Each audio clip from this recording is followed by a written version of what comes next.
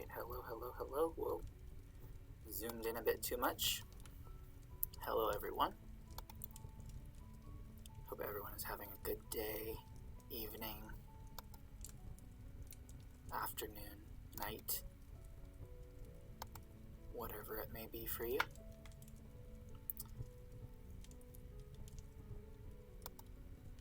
Welcome to yesterlore. This is the second session of yesterlore. I'm going to go ahead and change this to single page view real quick.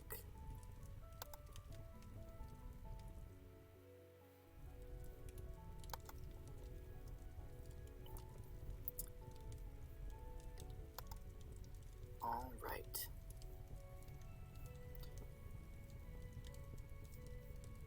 I'm going to get to the correct page here. And then I'm going to do my actual intro here.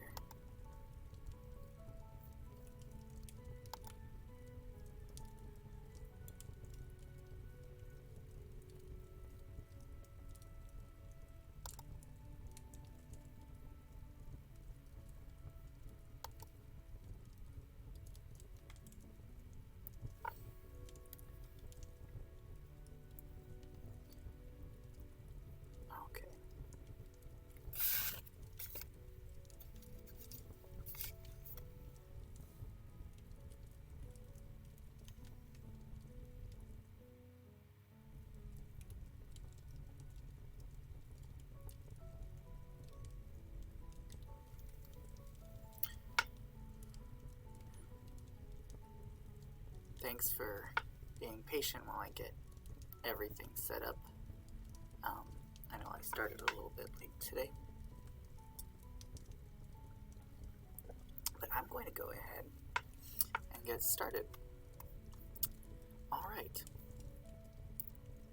Welcome to yesterlore. This is the second session of this, I guess we'd call it series.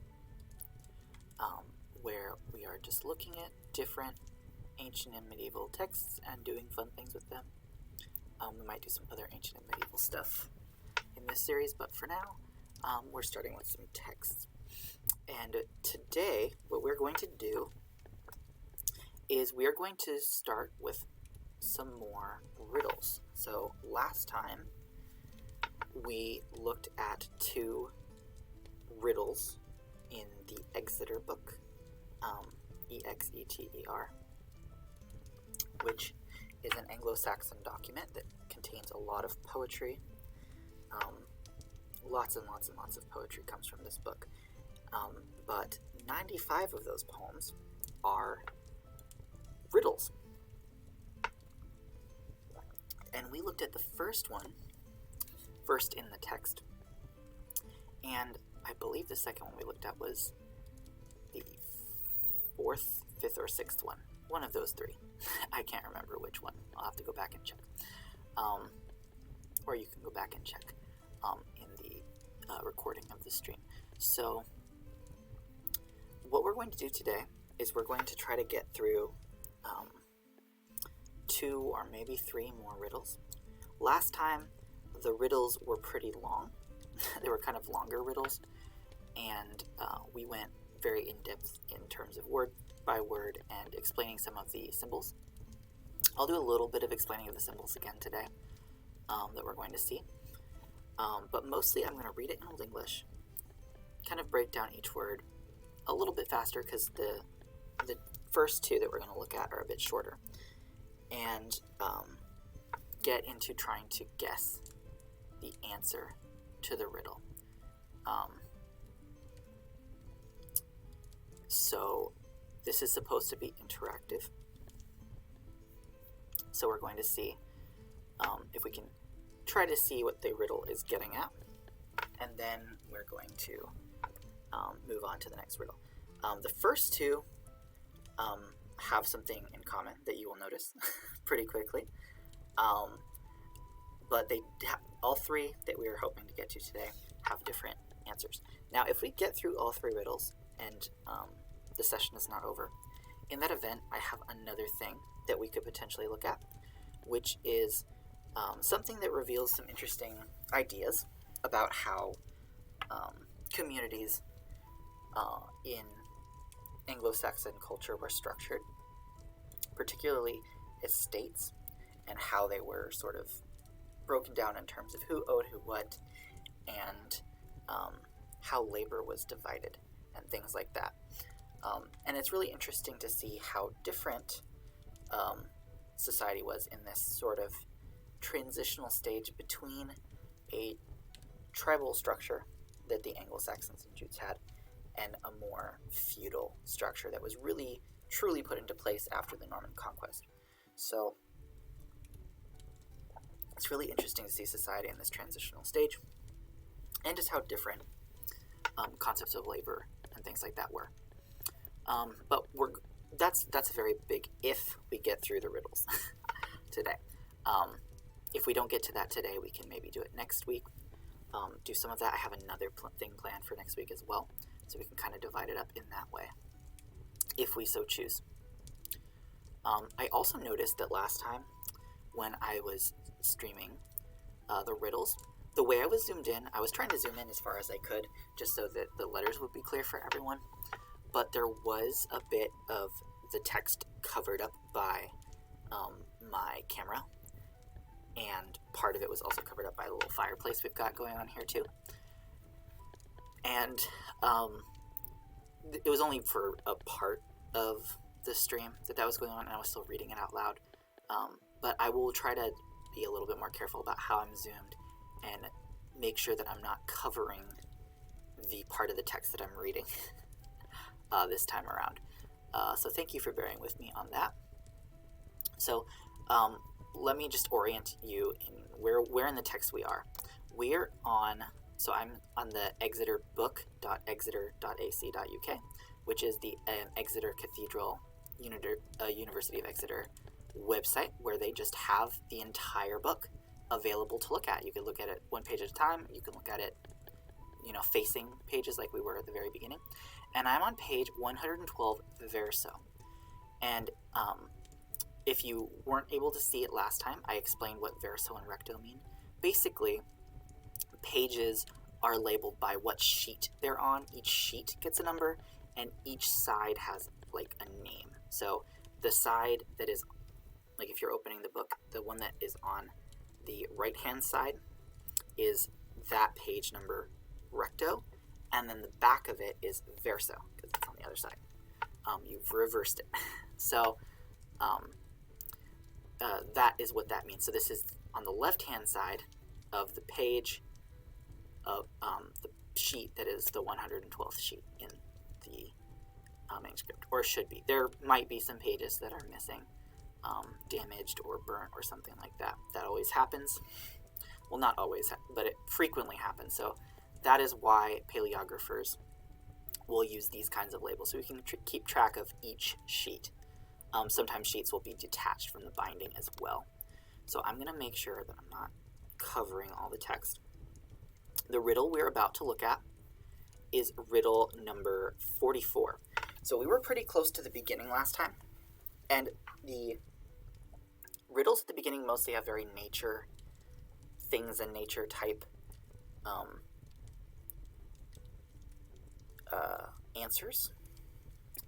But as you get further into the riddles, they start to have different kinds of answers, different domains. And I wanted to choose two that are a bit different. They are things you might find in the household, or things that might be involved with just things you do around the house, or things that might be going on in a household, that sort of area. And then the third riddle we'll look at, if we get to it, is back to things or creatures that we see in nature, if we get to it. But the first one we're looking at is this riddle right here, the one that starts with this big P looking thing. And if you were here last time, you might remember that this P looking thing is actually the letter win. And it's big and fancy because it's the beginning of the paragraph. So win is the letter they use for the W sound. And the nice thing about the Exeter book is it's in such good handwriting for the most part. There are some letters that look a little tricky sometimes, but for the most part, this scribe has a very good hand. But it's also very organized in that the poems tend to be very delineated. Like, they will show you there's a clear ending with these little sort of colon and little 7 looking things. These aren't exactly the same 7 as this one. This shape, 7 shape that we talked about last time, is used for the word and, or ond, depending on dialect. It's just indicating that, like, okay, poem over. Some of them we saw had a colon and then like a little tilde, sort of not dash, but like squiggly dash. So this riddle, the first 2 we're going to look at, they're pretty short. So we've got just a few lines of the text, and then it's done. And then the next riddle, so this is riddle 44. The one after it is 45, and it is, even a little bit shorter. So this is what we're going to read. I think I could zoom in safely. Whoa, maybe not. I wish there were like an in-between that I could do. But no, I think this is as much as I could be. Maybe I do go in a bit more and just scroll. Checking to see that I'm not completely covering it. Let's see here. Oh, I might change the width of my window.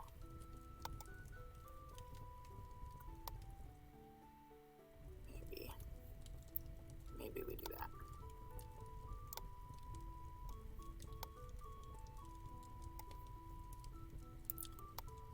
Yeah, maybe we do that. All right, because we'll just be up here on the top for now. So I'm going to read, actually maybe I will start zoomed out because I'm going to just read the whole thing through.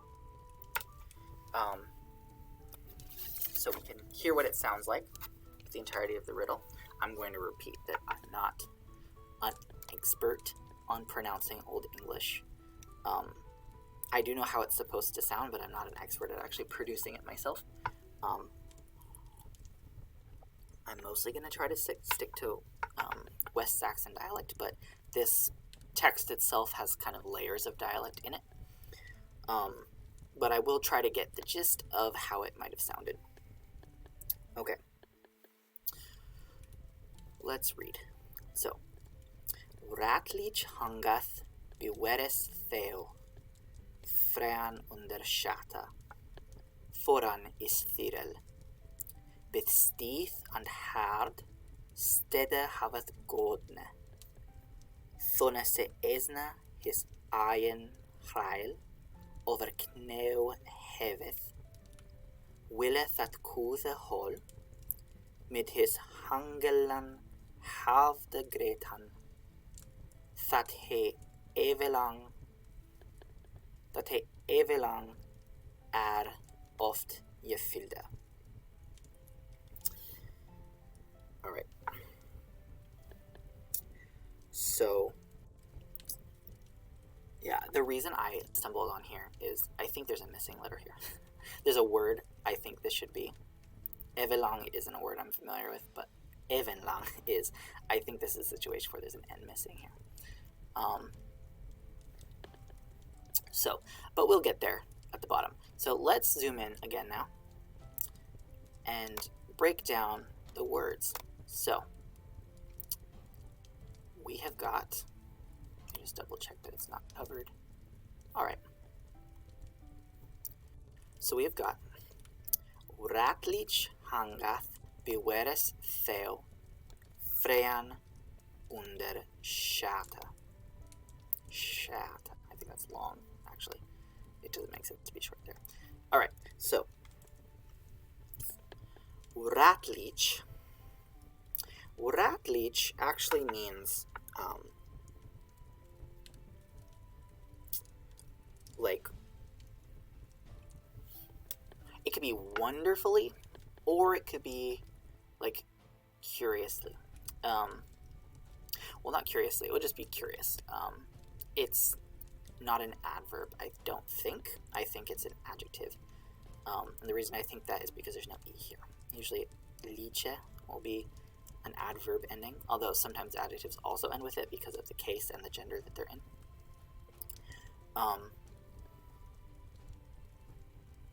However, I think this this thing is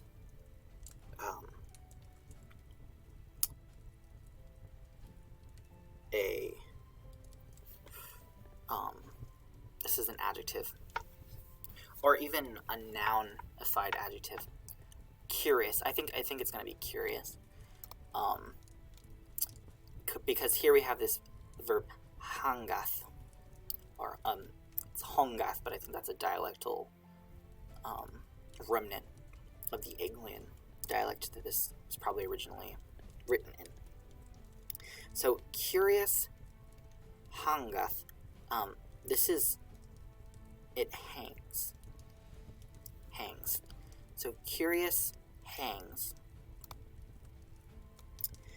B, this is bi. Oh, I should probably explain some more of these symbols a bit again, in case people are watching this who did not see the first one. This is R. It looks kind of like an N with a descender. What it is more akin to, really, in terms of why it looks like this, is it's like you're drawing a small capital R, but you're not kind of closing it entirely. You're just kind of swooping down instead of going back and closing it, as if it were capital R. And that is how R tends to look. Then we've got this A combined with an E. And E's, when there's another letter after them, they often, though not always, but they often kind of go a little bit above the line that you generally are on. There's sort of like half-height characters like I and C, and then there's like full-height characters like L or H. And E in modern English tends to be a half-height character, but sometimes it goes up a little bit so that when you go down, because the way they're writing this is usually loop, loop, and it goes like you curl down over, and then you just go on to the next letter. So there's this T here. So it was easier to have the E go over than to like close it down and then lift the pen and do a T. And T's tend to look like this kind of C shape here. And T's tend to be half height, unlike modern English where they tend to go above. I's don't have dots. That's another thing that's different. And then this is a G. It kind of looks swirly and maybe a little confusing if you're not used to this. It's where sort of the two-story G comes from, where you have like the two circles. It comes from this kind of shape. And this is another A. Sometimes A's look a little bit like U's, and you just kind of gotta use, well, A, the fact that there's still usually a little bit of like a covering at the top. Sometimes they miss it. But also, if you're familiar with the word, you can tell that it's supposed to be an A. Hongath. Honguth would not be a word. Now this D looking thing, this kind of swirly D, D's kind of look like backward sixes that are rolled onto their side, or like they're a small capital D. This is actually kind of how capital D and lowercase d are related. It's like you're doing a small capital D clockwise. Or how it probably was written is, this is also the way I write it, is you start here and you go counterclockwise, and then you loop up. And some scribes have their D go above, like kind of slant above, and that's what their eths do. This is the letter eth. Now, eth, what it is it can make the sound or a th sound. In modern Icelandic, which is the main language where this is still used, but there are some other languages that use it. In modern Icelandic, it just exclusively makes the th sound. And this is also the symbol that's used in the International Phonetic Alphabet for that sound. Th. It's voiced, vibrates, like in the word the. And then there's this one, looks like kind of like the wind, but it has an ascender that goes above as well. This is the letter thorn. And in Icelandic, this exclusively makes the th sound. In Old English, they are basically interchangeable letters, because whether or not it makes the sound or the th sound is not determined by which letter you use, but where in the word it is. So if it's the end of a word, or at the beginning of a word, or only surrounded by other voiceless consonants, then it's going to make a th sound, voiceless. But if it has vowels around it, or an R or an L or an M or something else that is otherwise vibrating, or you're vocal cords will vibrate, then it will be a th sound. And that actually goes for all fricative sounds. So S has these same rules, or Z, and F or V also has this rule. H, to an extent, also kind of has it.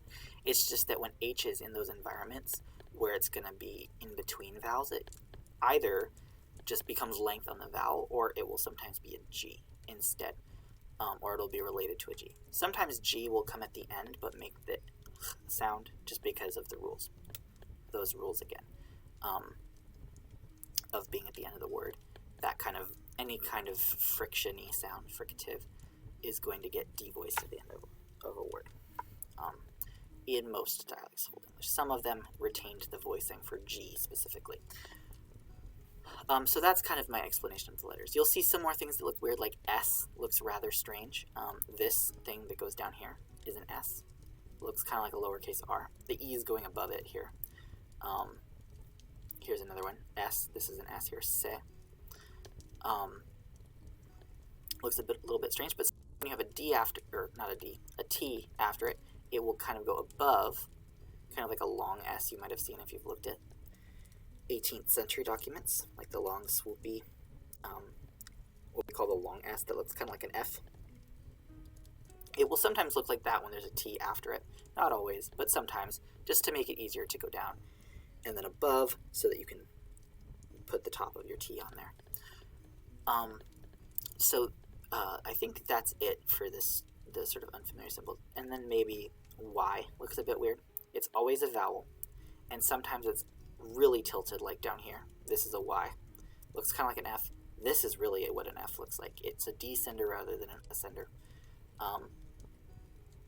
But this is a Y, and you can tell by the way that it kind of slants this way, just like this one does. This scribe has particularly tilty Ys. Some scribes, they look a lot more like, kind of like a print Y, but just a little bit more curved. What you don't tend to see are the kind of print Ys that a lot of people do, where they look more like a U that then curls down, almost like an untopped G. That really never shows up. Here's a more normal Y. Imb here. This Y looks a little bit more like a modern Y, but these Ys are a little tilted. Alright, so that's my little aside on the spelling here and the symbols. So back to where were we? Okay, so like curious, hangs, be weres theu.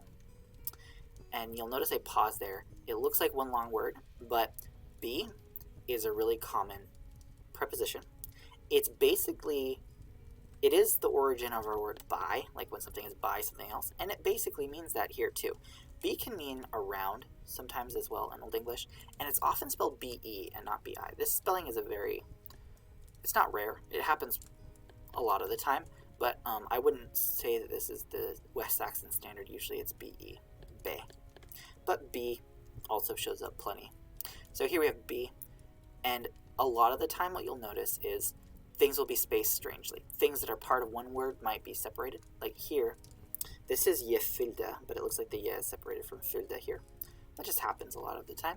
And sometimes things look smashed together when they're separate words, like the and here. And tends to be smashed up with whatever word comes after it. And I have had here. Alright, so we've got Ratlich hangath biweres theu. So Ratlich was curious. Hangath, hangs. Be, by. Weres theu. Wer means man. If you were here last time, you might remember that. That's where the were and werewolf comes from. It just means man. So a man's, this es here just makes it possessive. So a man's, and then theu here. It's more typical that you might see an H at the end of this word, theuch, but sometimes they drop the H if it comes at the end of a word, because what they'll do is make the vowels long. Now, the vowels in theu are already long, but this is theu. This is where the word thigh comes from, and it means thigh. So, curious hangs by a man's thigh. Okay. Here we see Fran under Schäte. Fran under Schäte. And here again we see SC makes the sh sound. We talked about this last time. It tends to make the sh sound. Just like C often makes the ch sound, and CG can often make the j sound. G can often make the y sound in words as well. So, this first word here, Fran. Frä means Lord. Fran is just a different case of it. My guess is it would be possessive here, but it could be dative. So it could be genitive, it could be accusative. Here is probably genitive, which here probably has a possessive meaning. So it's of the Lord, or of a Lord here. Then we have under, which is the word under. It can also mean below sometimes, but here I'm pretty sure it means under. Or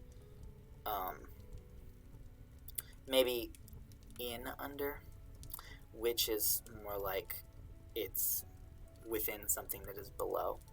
So it could also mean inside. And the reason I think it might mean that here is because it's the word schäte. Schäte, this is the dative of the word schät. And schät probably here means lap. Schät can mean like a corner or like a nook or crevice. And given we're talking about a thigh, that makes me think of that. So under the lap, or in someone's lap, or on someone's lap. And it's, whose lap is it? It's the Lord's lap. Because Old English word order is not fixed, particularly in poetry. It's going to be very fluid because they want things to sound a certain way with the alliteration and the rhythm. So the first line of the poem, because they don't actually tell us where the lines end, we have to use the alliteration and the rhythm to figure that out. The first line is Uratlich hangeth beweres theo. So Uratlich starts with a w sound, Uratlich, and then weres is the other w sound here. Uratlich hangeth beweres theo. You'll notice there are 4 kind of stresses I have in that line. Anglo-Saxon lines tend to have 4 stresses, 4 main stresses. And the third one has to alliterate. The fourth one is not allowed to. And one of the first 2, or both of the first 2, can. One of them needs to for there to be alliteration at all, because the fourth one cannot alliterate. Those are sort of the basics of the rules of Old English alliterative verse. So here we've got Fran under Schäte. So this is the first half of the second line because we've only had 2 stresses. But Fran under Schäte, under the Lord's lap. Then the second half line is foran. I thought I remembered that. Yeah, foran is Cyril. So the F's are alliterating in this line. Foran under Schäte. Not foran. Fran under Schäte. Foran is Cyril. Okay. But I think foran is Cyril is a new sentence because I think this thought is complete here. A curious. So we have just curious as an adjective hanging by itself. Curious hangs by a man's thigh under a lord's lap, or in a lord's lap, or something like that, because it's by his thigh. So I'm thinking lap, thigh.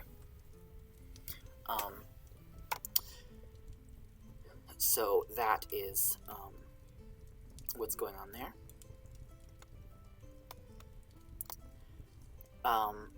And so because there is just an adjective here, Old English is allowed to do that, where they just have an adjective that doesn't have a noun that it's describing.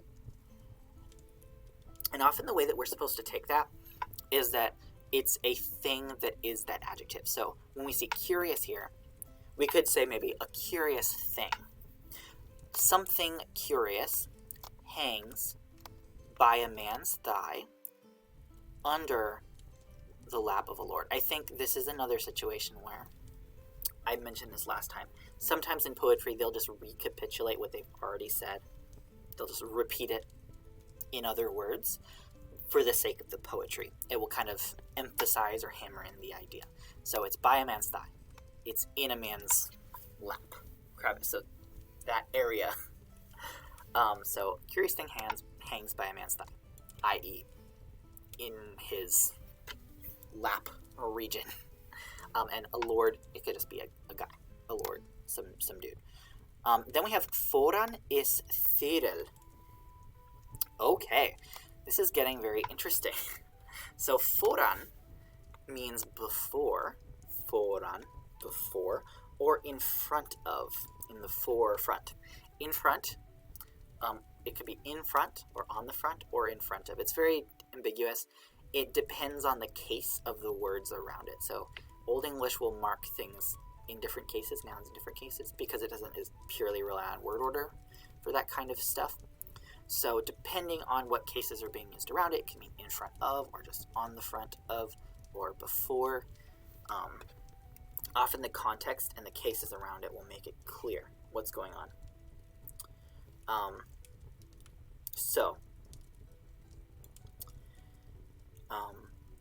That is what that means, in the front of. And then, so in front, is just is.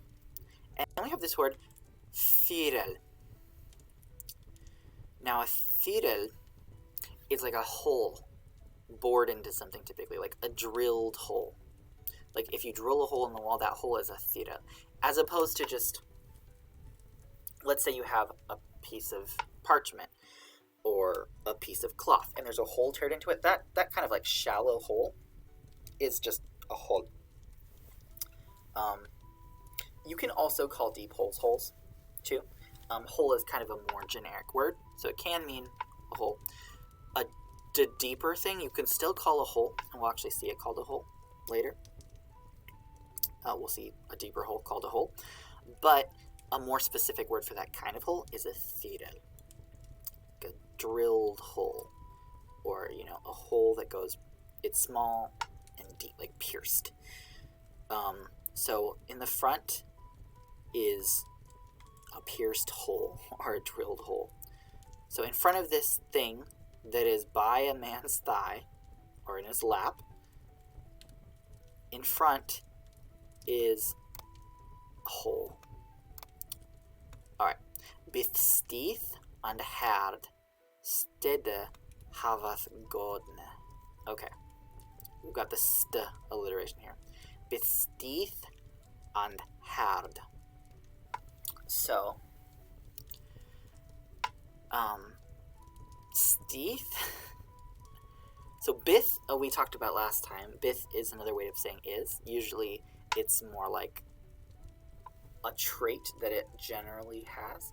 Is can also have that meaning though. But there were two different ways to say is in Old English. And the nuance, the later in the Old English period you get, the less the nuance is actually meaningful. Which is why we ultimately got rid of it anyway. But at one time it was a more distinct, like, if you use byth, it's sort of a general truth about the word. And if it's is, it's sort of a more observational or temporary thing. But both of these are observational. So here we've got byth, so it is stith and hard stede havath godna. So stith means stiff. Basically, yeah, it's just stiff or hard. There are some dialects of English in the UK where stiff kind of means hard or harsh, but here stith means like stiff. It's not where stiff comes from. Stiff has a different origin, but stith mostly died out in English, but it meant hard or stiff. And then we also have the word hard, which means hard, and this is where the word hard comes from. So it's stiff and hard. Okay. Stede havath godne. Stede means place. We have the word stead in English still, mostly in the word instead. Like, You do this instead of something else. You do it in the place of something else. You might have a homestead, a place where there's a home. So stead in Old English, or stede in Old English, stead in Modern English, just means place. So a place, havath means it has. Godne. Now godne, this is the word gold. Gold means good. It's where the word good comes from, gold. But it has this n on it. And all this tells us is that this word, whatever it's describing, is the direct object. It's an accusative case, so it's the object of something. So whatever it is has a good place, probably. So this kind of indicates just that place is the object. So it's not like a place has good. It's whatever thing we're talking about, the answer to the riddle, has a good place. Now, one thing that you might have noticed is that this riddle, unlike the ones we looked at last time, is not being spoken in the first person. Last time we kept saying things like, I burn houses, or I am in the high places. We saw a lot of first person where it was saying, guess what I am. But this one is a bit different. This one is in the third person, because we're saying a curious thing. It is like this. So some of these later riddles are like this, and they kind of go back and forth. There are some later ones I think that go back to having the first person again. But the first two that we're going to look at today, or no, this one is going to be in third person, but the other two are actually in first person again. But yeah, so what have we got so far? First, let's say we're online. I've lost track of how many lines we've had, but the first two lines of writing at least, we've got Oratlich hangeth beweres theo fren under skjata foran i styren, bith stith and hard stede haveth godne. Okay, so curious thing hangs by a man's thigh, i.e. under a man's lap or in a man's lap. In the front is a hole. It's stiff and hard, and it has a good place. It's located in a fortuitous place, I suppose. Okay. Chat might have some ideas of what this could be, but I do want to give a hint that it's not what you think it is at first glance. So, alright, next one. So, Thone se esne his egen hrael over kneo heveth ville that kude hol. Mid his hangel, oh yeah, this sentence just keeps going. Mid his hangelan havde gretan that he even lang off the field. Yeah, it just keeps going. I'm trying to pick a good place to stop. I'll stop at heveth here. Thone se esne his egen hrael over kneo heveth.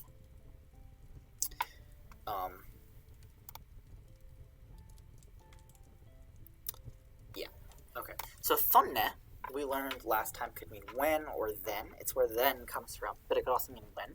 And I think because we're starting a new sentence, it could mean then or it could mean when. We can kind of decide back and forth. We can kind of go back and forth as we read the whole thing and see what sounds best. So, thone se esne his egen hrael over kneo heveth. So, an esne, I should probably say, so se is just the, when it's describing a masculine noun that is the subject of the sentence. A singular masculine noun that is the subject of the sentence. So, esne, se is the, and then esne is, that's E-S-N-E. It means a man of a particular class, usually just a, if I remember correctly, an esna is another word for just like your average, I think it would be a peasant, like a serf. It might be another word for a free man. I would need to check that again. There are a lot of different words for the different sort of levels of society, and if we get out of riddles and into looking at like social structure stuff I was thinking about looking at today, then we might get to see some of that. But we're going to mostly be using, we'll be seeing translated terminology and Old English terminology, so we won't see all the synonyms that there are. But in any case, it refers to a guy. It's a masculine noun, and refers to a man of whatever social status. Whatever it is, it's not the same as frea. Here, frea is lord, isna is lower, either a freeman or a peasant, serf. I don't know if either is technically, I wouldn't say those are super accurate terms, but isna is the term here.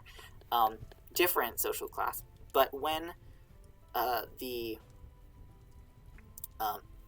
dude, his ayin chral over kneu heveth. So his is his, it's just H-I-S. It could be its as well if it's a neuter noun, which is one of the three genders in Old English. Usually neuter nouns are inanimate, but there are some animate nouns that are neuter grammatically as well. In any case, here's probably his, just because we have a masculine noun here. When the man, his ayin chral, here. Ayin means own. In some dialects, this was actually aran, and that became aran and awan in Middle English in some dialects, and then that becomes own in modern English. But ayin is own. So his own. Chral is, I think, no, we didn't have this last time. Chral is garment, like any kind of garment that you wear. Clothing. Chral. So when the man, his own garment, over kneu heveth. Over, O-F-E-R, is over. We've seen that before last week. Kneu, C-N-E-O. Sometimes it's C-N-E-O-W. Just depends on the scribe and how they want to spell it. Kneu. Slight different pronunciation, but it's close enough that if you're going fast, you won't really notice the difference a lot of the time. But kneu is me. That's why there's a K in the word me, because there used to be a K sound there. Kneu. Over kneu heveth. H-E-F-E. Ev. Here. Heveth. Remember that F between vowels? Like in over, it's a V sound. So over kneu heveth. Over the knee, heveth. Heveth is a form of the verb hebban, and it means to lift. It's where we get the word heave from. When you heave something, you're like lifting it up. And if something is difficult to heave, we call it heavy. So heavy has that same root in there. Heavy. It's difficult to heave, to lift. Nowadays, heave has more of like you're like throwing something heavy. But in Old English, it's just lifting it up. Now, it's actually also related to the word have. If you have something, physically you're holding it, and if you heave something, you're kind of lifting it. So they're similar concepts. They all have to do with grasping or like taking up things, whether into your possession with have, or literally physically moving it up with hebban, to heave. So if we stop here, when the man his own garments over knee lifts. So when the man lifts his own garments over his knee, ville that kude hol med his hangelan havde gretan. För att jag även add off you feel that. Okay. So ville is the subjunctive of will. Will is will, but it's not will as in future. It's more will as in you have a will to do something. You have a desire. So would, it's hypothetically, as a consequence of this, when, because we have a then kind of thing, so it's like an if-then sort of thing. When a man lifts his own garments over his knee, he may want that kude hol med his hangelan havde gretan. Okay.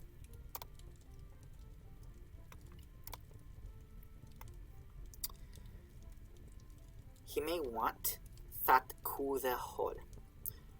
That is just another word for the when the noun is in the neuter gender. So if it's masculine, it's say the is that if it's neuter. And here, hol is a neuter noun. And hol means whole. We just add an E to the end of it in English to show that we're pronouncing it that way. But in Old English, it's just hol. Now, kude, so it's the something whole. Kude means familiar. If it's kude, it's familiar. You're aware of it. This is related to the word uncouth in English. If someone's uncouth, they're we might say they have bad manners, or they're not aware of social norms, we might say. So they're not couth. If they're couth, they are aware of social norms. They are familiar with them. And in Old English, couth just means familiar. So kudehol is the familiar hole. So when the man lifts his own garments over his knee, he may want to. We haven't gotten our verb yet. He may want that familiar hole mid his hangelan havd gretan. Won't stop at gretan here because this is our verb. Gretan. Let's start here actually because that's the order we might say it in English. Gretan, Gretan. Gretan means to greet. So he may want to greet that familiar hole mid his hangelan havd.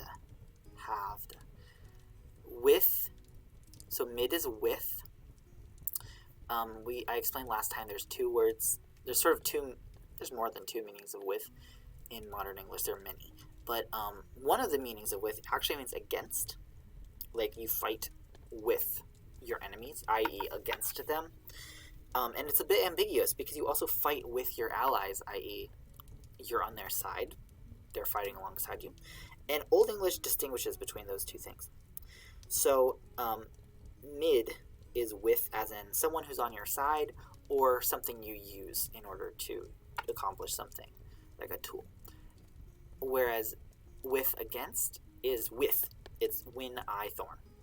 Like that W symbol, I, and then the symbol that makes the TH sound. So basically they're spelling it as we do, with. And that means against. So if you fight with someone, it's clear in Old English you're fighting against them. Whereas if you fight on the side of someone, you fight mid them, in their midst, we might say in English.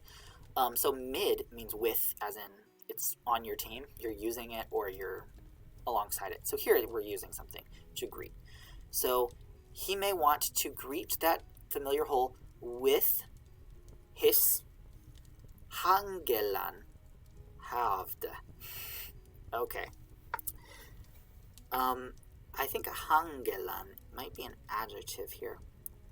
Havd. Havd is the dative, which is the case we want to be in if we're using something.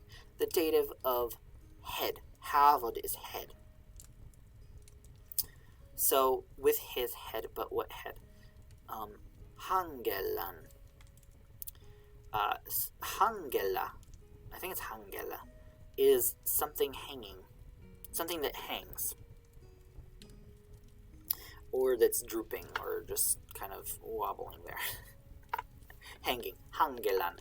It's a hangler. So that is what that means. That. So we're going to keep going. That.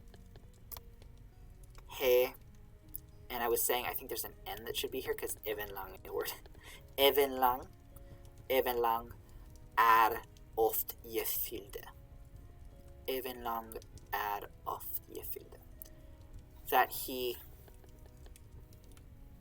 evenlang. Now, evenlang is an interesting word. It means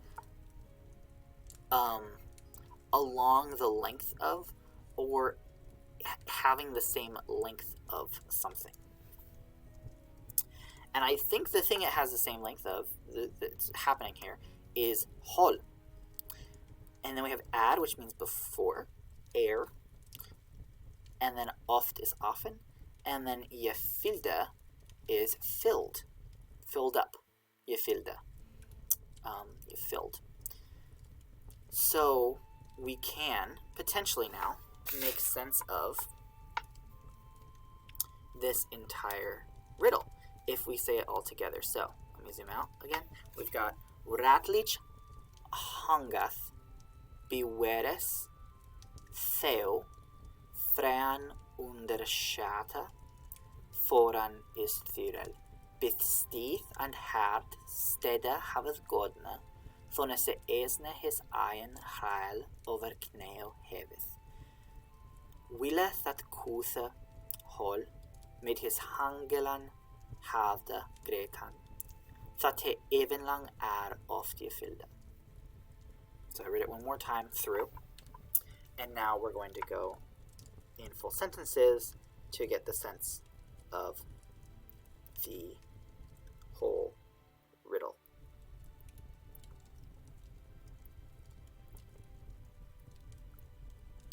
So,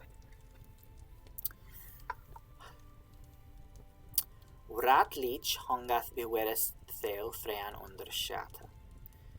A curious thing hangs by a man's thigh, i.e. in the Lord's lap. In front is a hole. It's stiff and hard, and it has a good location. When the man lifts his own garments over his knee, he may want to greet the familiar hole with his hanging head that he often before filled of the same length, along the same length. Alright, now you might have some ideas for what this could be, but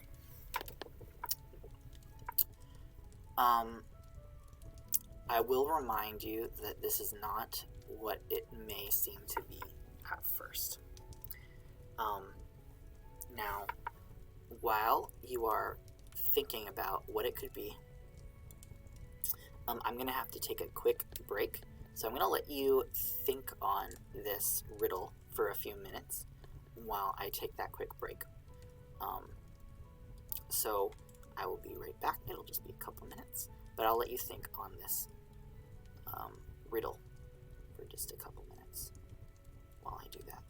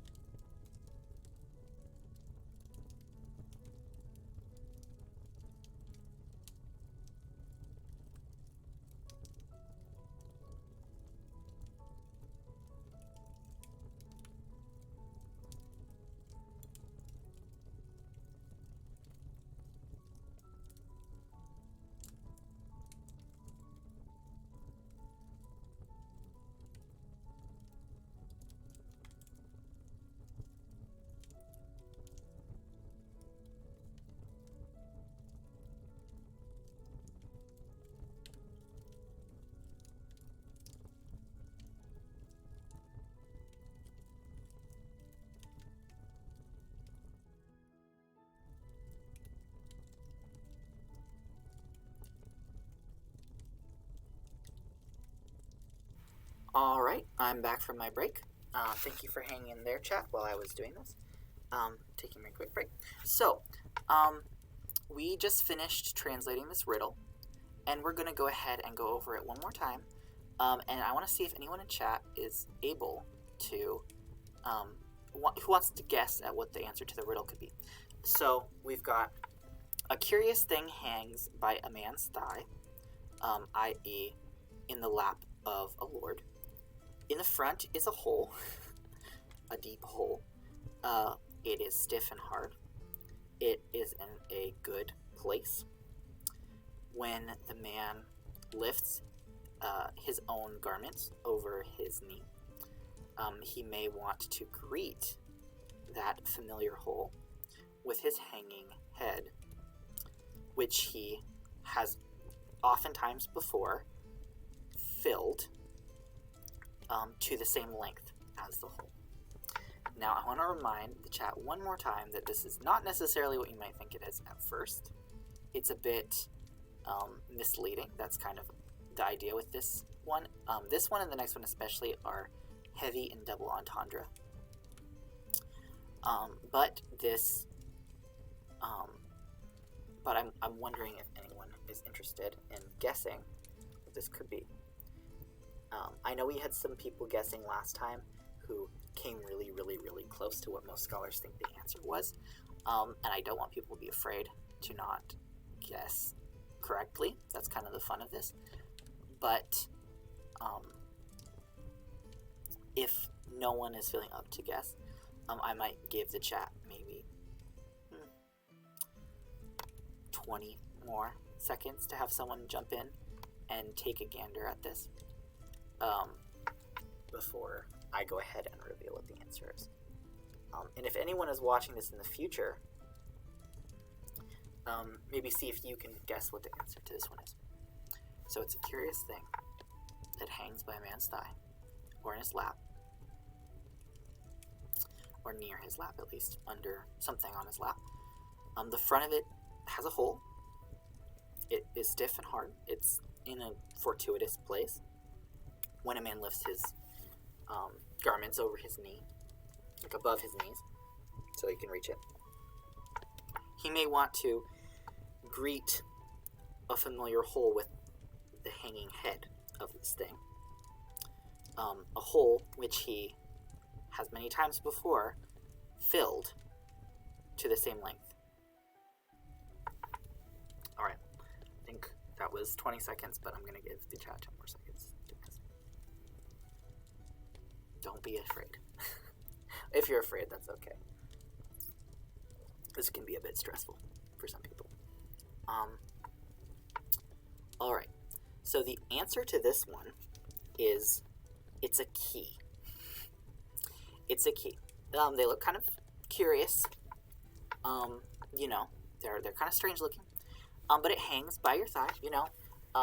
Before the days of pockets, especially, people would have satchels that basically have the function of pockets tied around their waists.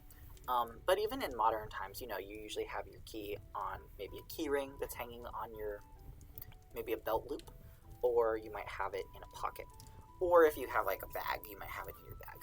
But in any case, it's kind of near, you know, your hip or your thigh or something like that. But in Anglo-Saxon times, people tended to wear tunics, and so in order to get to like their waistband, they would actually have to lift their tunic, because they didn't want people just grabbing, like stealing their keys. So they would wear their keys underneath their tunics. So, you know, someone would have to reach up into there to grab their keys, and whatever other money they had, it would be under their tunic, so they'd have to reach down. But when it was time to go home and unlock their doors, if they had locks, they would have to, you know, lift their garments, like the man lifts his own garment, over his knee, because he wants to take the end of the key that was hanging into, and like fill it into the hole, and the key has to match the hole, so it needs to be the same length as the hole. So, very potentially misleading, very suggestive of a potentially different answer, and these two riddles right here are kind of infamous for being like that. So you might have a similar idea for the next one, but it's kind of the same deal. It's not what you might think it is. So that was our first riddle, and we're going to go ahead and just jump into the next one. So I'm going to read the next one, and then we're going to go ahead and try to translate it. So this one is going back to the first person riddles, where we're saying, you know, what am I? The riddle is going to ask us what it is in the first person. Who am I, or what am I? Say what I'm called. I don't think those words are exactly as, but it is in the first person again. So, let's see. Ich on winchla jefrein wax nathwat. Thindan on thunian fetchene hebban. On that ban läsa brid grabode. Heje wolank hondum, praila thachta, thrindende thing, theodnes dochter. Okay, and what I did here, you might have noticed, is I went here and then I went straight here. Because I know that this win here is the beginning of the next poem. That's why it's like a big capital thing. However, they couldn't fit all of this poem onto this one line, but they didn't want to waste a whole nother line with just one word, and they also don't feel super comfortable. I mean, some manuscripts do, but this particular scribe didn't feel comfortable starting the big capital letter in like sort of like a quarter into the line. So what they did is they were like, okay, it's only going to take up one little space. So what I'm going to do is I'm going to draw this little separator thingy, just some little doodle that shows that, you know, this don't, if you're reading this line, don't read this. And they even left a big space to just make it extra clear, like, hey, this word here is not part of this next poem. This is the next riddle, which we're not going to read. We're going to read this one, and if we have time, we're going to go back to riddle 7, I think. We might do that, or we might just go straight into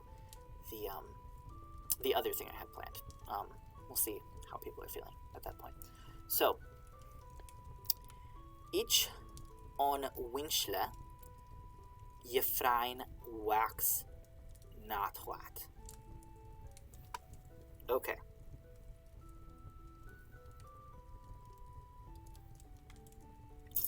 This is a little interesting. I'm not sure what to make of the grammar here, because I think there's something weird going on here. So, each is I, right? On winchle jefrein wax natwat. So, each is I on winchle jefrein. Jefrein is actually the past tense of the verb jefrinan, which means to hear about or learn about something. So it's like, I have heard about something. That's what that means, is jefrein.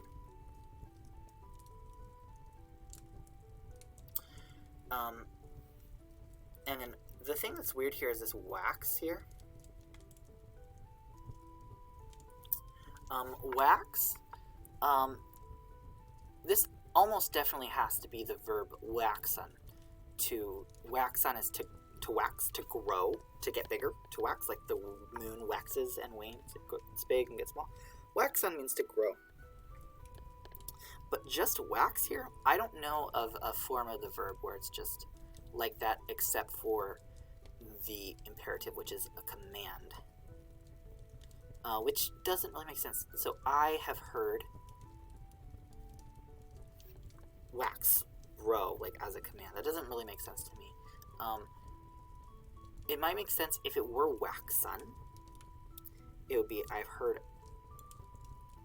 that something grows. Because not what, I'll break that down in a second. But it means something. Something out there. So I've heard of something that grows, or I've heard something grow. It would need to be waxon for that, though. So this might be a scribal error. They might have seen, maybe they just wrote this N, and then they were like, wait, I see an NA, and I also see an AN before it. They might have just gotten confused or stopped paying attention for a minute and made a mistake, or maybe their source made this mistake. We just don't know, but it doesn't seem right to me to just have wax here. In any case, we know what it means. It means to grow. But on winchle, winchel is a corner. A winchel is a corner or a nook as well. Just kind of like chat meant a corner or a nook or a crevice or a lap. This one is just like a corner, basically. And this is another instance where the C makes the ch sound. So that's winchle. Sorry, I'm just trying to make sure I'm not getting notifications on that. Alright, so I heard of a thing, something, not what. Not what. Not what. Not is actually a contraction of not, not ever a thing.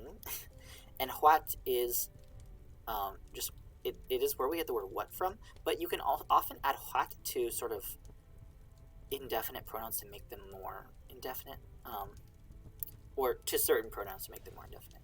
So here, this is not what, not a thing whatsoever. So even though it sounds like it should be negative, it's actually just anything. Not what can mean anything.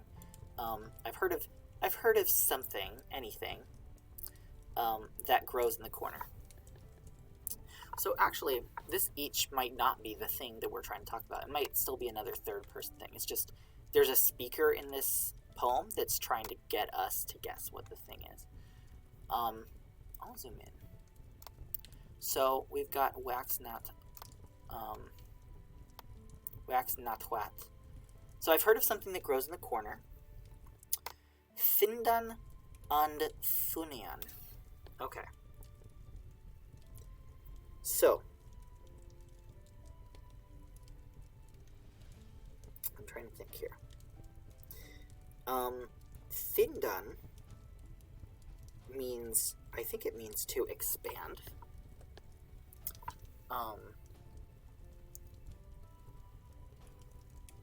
I think it means to expand, I believe.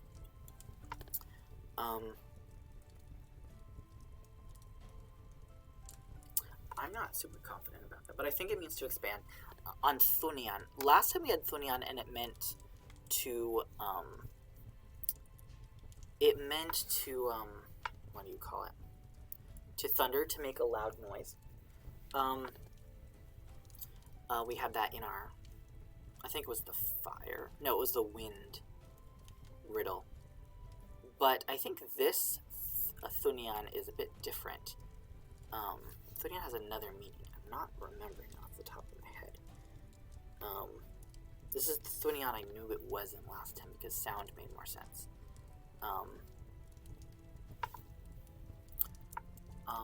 I actually might look this one up real quick.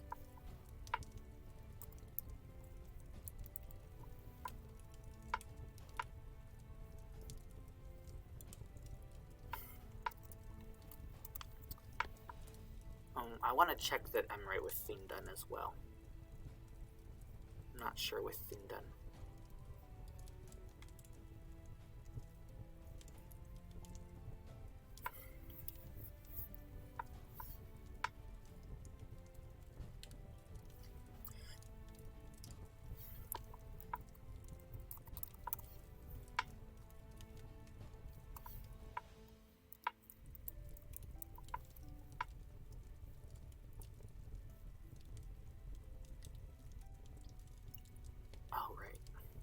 Alright, so I found what Thunian is, and now I feel silly, because that's what I was thinking it was. Okay, so Thunian, when it doesn't mean to make a sound, it means to protrude, to stand out. And I was right about Findan. It means to swell, like to expand, to swell. So that is Thunian and Findan. We've got, I've heard of a growing thing in the corner that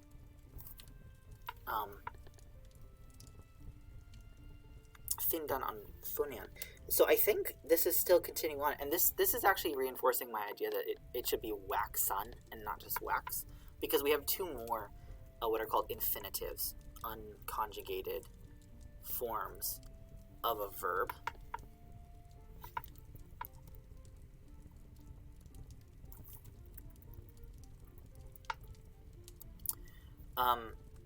So it tells me that waxan should also be an unconjugated form of the verb. So I've heard of a thing that grows in the corner, that swells and protrudes. You know, protrudes and it swells. Findan on Thunian. So we can kind of go into the next one. Fetchena hebban. So hebban is that verb we saw before in the last one, to lift. So it lifts fetchen. Fetchen means covering.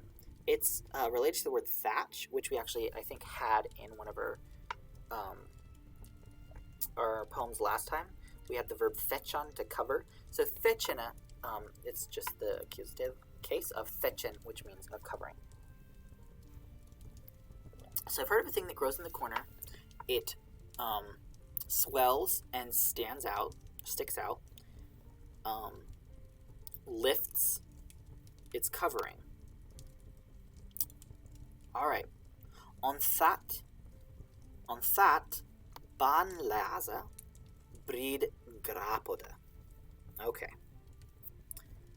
Breed grapode. Here,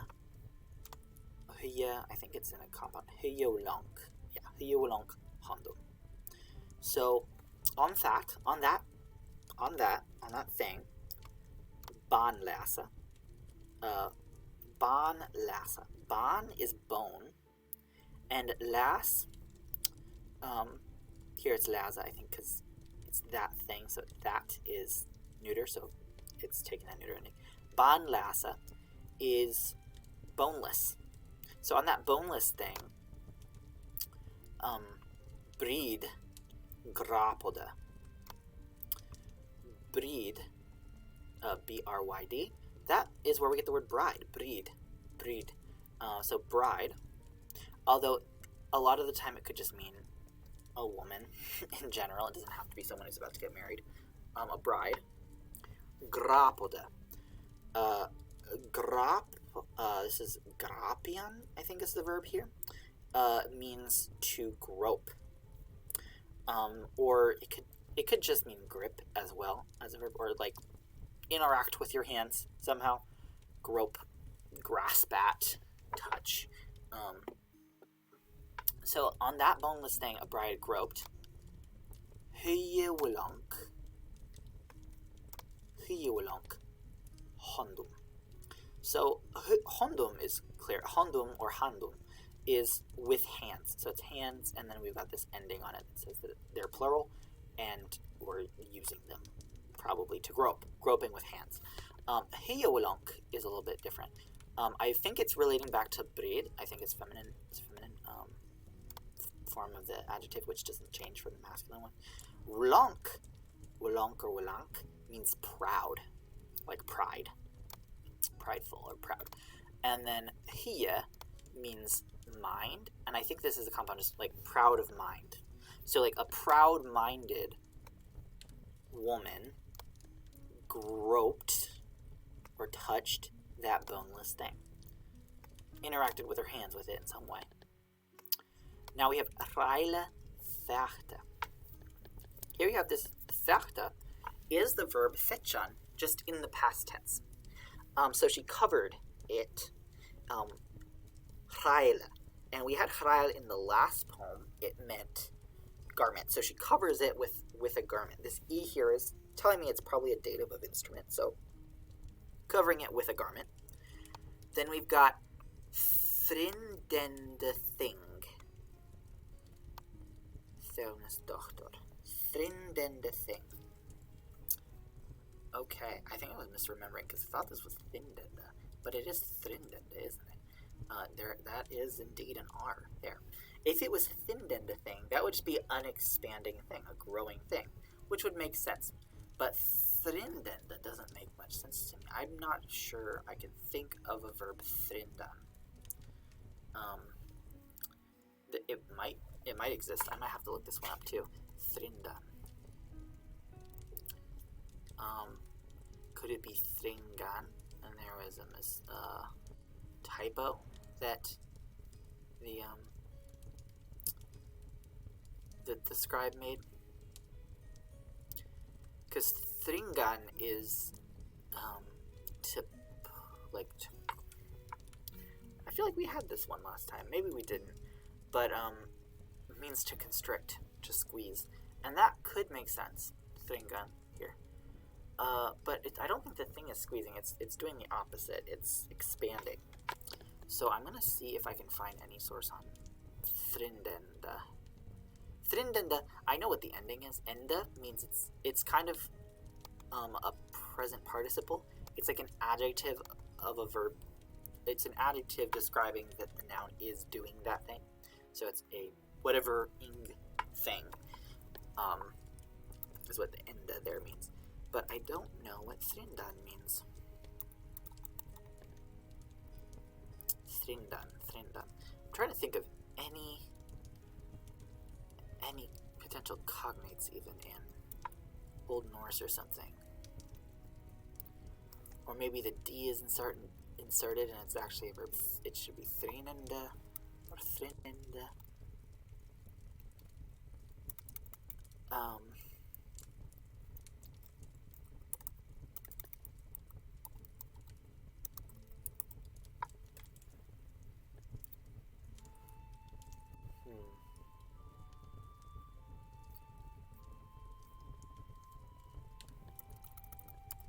I think it might. My guess is that it's Thindun again. I think it should be Thindunda, just because it makes the most sense here. And the scribe has just inserted an R. I think that's what happened. Because I don't know. There could be some word Thrindan that just I can't find in any dictionary. But I think it makes sense to repeat the verb here. Thrinden the thing. Thinden the thing. We had thindan up here to expand or to swell. So in a swelling thing, theodnes dochter. So theodnes. This is a genitive, which is sort of the possessive form here. Theoden. Theoden means like a king or a prince, some monarch. It's also the name of the King of Rohan in Lord of the Rings. If you're a fan of Lord of the Rings, Theoden is the King of Rohan at the end of the Third Age. Really great character. But Theoden means king or prince. Often prince, but prince, king, they're kind of weird titles to put in Anglo-Saxon England. There were kings and princes, but it looked a little different than sort of the high medieval sort of feudal systems that people tend to imagine when they think of the word prince or king. Just sort of high-ranking leader of a kingdom. Theoden. And dochter, you might be able to guess this one. Dochter means daughter. So it's the king's daughter, or the daughter of a lord, or something. A lot of the times in poetry, these more specific words for kings or princes or lords, they are functionally just synonyms for man. Like some man's daughter. Maybe an important man, but some man's daughter. So let's kind of go over this a little bit again, just to try to put it all together and make sense of it. So I've heard of something in the corner that grows,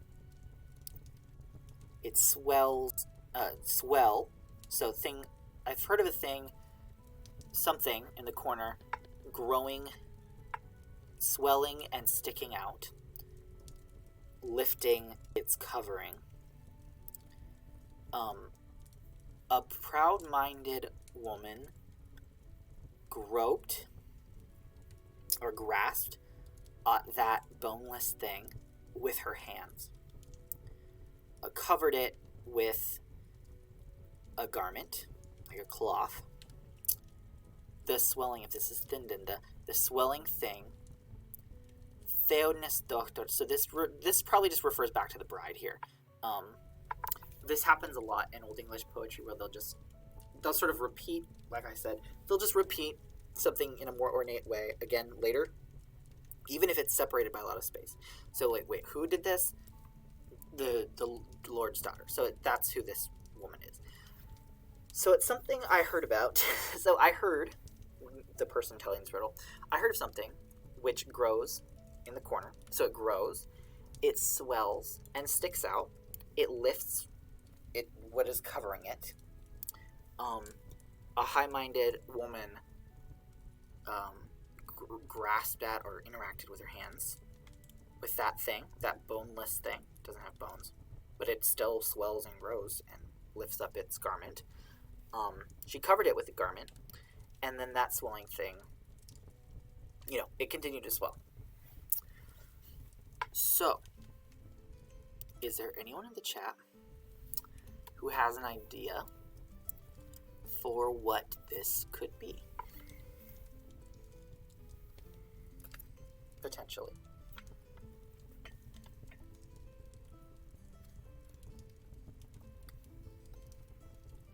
I'll give the chat some time.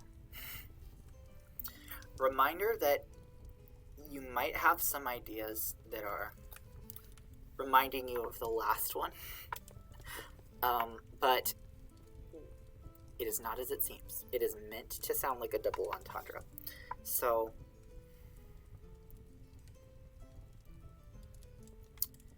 might not be your first guess.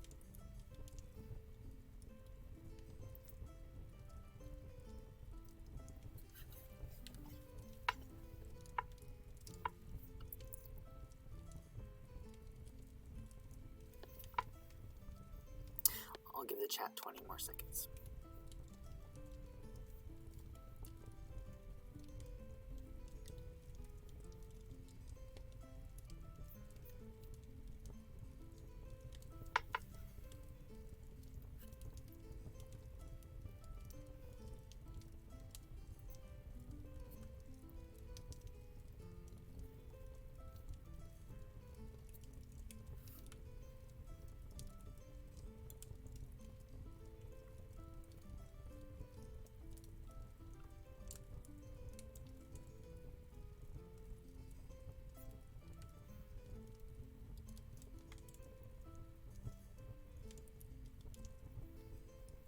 Alright, I know it's been more than 20 seconds now. So, the answer to this one is actually dough. It's dough. So let me explain. It's something which grows in the corner, it swells, it expands, it sticks out, it lifts the cloth that you cover it with. And often a woman, she may... especially if you're living in a society where it's often women who prepare food. A woman may come and rope it with her hands. She might, knead the dough, work it with her hands. Grapia, to grope. It can also be used for knead. Although there is a more specific word, dian, to knead. I think they're going out of their way not to use it here, just because that would maybe give it away. Dian is related to the noun da, which is where the word dough comes from. So we want to ignore it. They're trying to avoid that association, so, because it's supposed to be misleading, of course. So, she might knead it, she might grope it with her hands, cover it with cloth, and then she's covering that swelling thing, that thing which is continuing to expand, because, you knead the dough, and then you cover it so that it can rise. The yeast can make it rise. And even if you're not working with yeast, like either the natural yeast cultures in the air or whatever other leavening agent you're using, will make it rise. So that's dough. That's why the answer is dough. Okay, so that is the second riddle. Now what I'm trying to decide is if I want to try to go into the last riddle right now, or if I want to take a look at the other legal document I was thinking of taking a look at. Part of me is thinking I might want to save that because I kind of want to give that the due time that it deserves. And it might be good to just do a whole session just with that. And when I say legal document or legal stuff, I don't want that to sound intimidating. It is nothing like the kind of legal document you would read right now. It's the opposite of jargon-laden, I would say. It's very clear what is meant. And it wasn't actually a legally binding document. It was more like advice to the thanes on how to run their estate and how things should be done. It wasn't something you could take to a court and say they broke this law. It was just how things should go. And it provides really interesting insight into society at that time. And that's why I want to look at it. Because it's something that's freely available online. You can take a look at it yourself. I will probably include the link when we do that. So I think I want to give that its own session to talk about. And maybe we can, if that doesn't take the whole time, because I don't know if it will, it may. I won't have to translate that one because it's translated. There's a sort of side-by-side, the document and a translation that we're going to look at. So I won't be translating. I might be giving some sort of notes on some of the words there. Some of the things that are a little bit different between the Old English and the Modern English to potentially give more context, but it won't be as sort of me breaking down every word as this has been. The reason I've been doing that rather than just reading the riddle in Modern English and trying to see if you can guess the answer is part of the point of this is just to have fun. And I find this fun.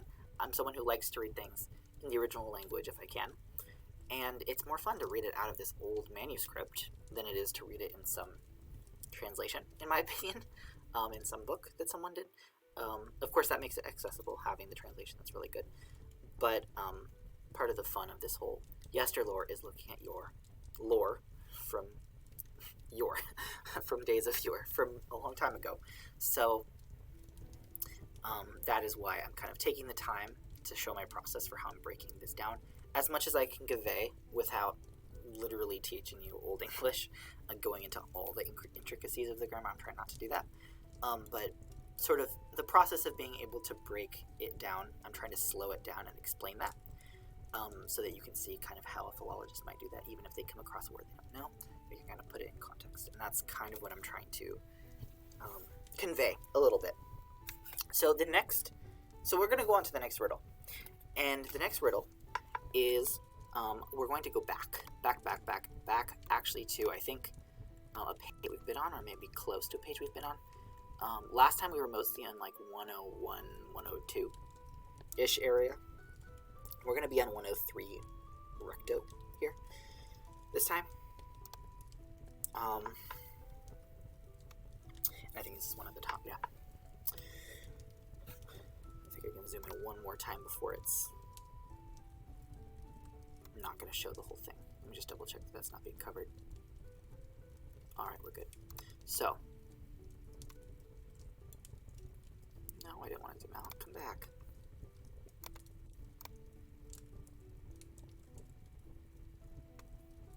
Okay.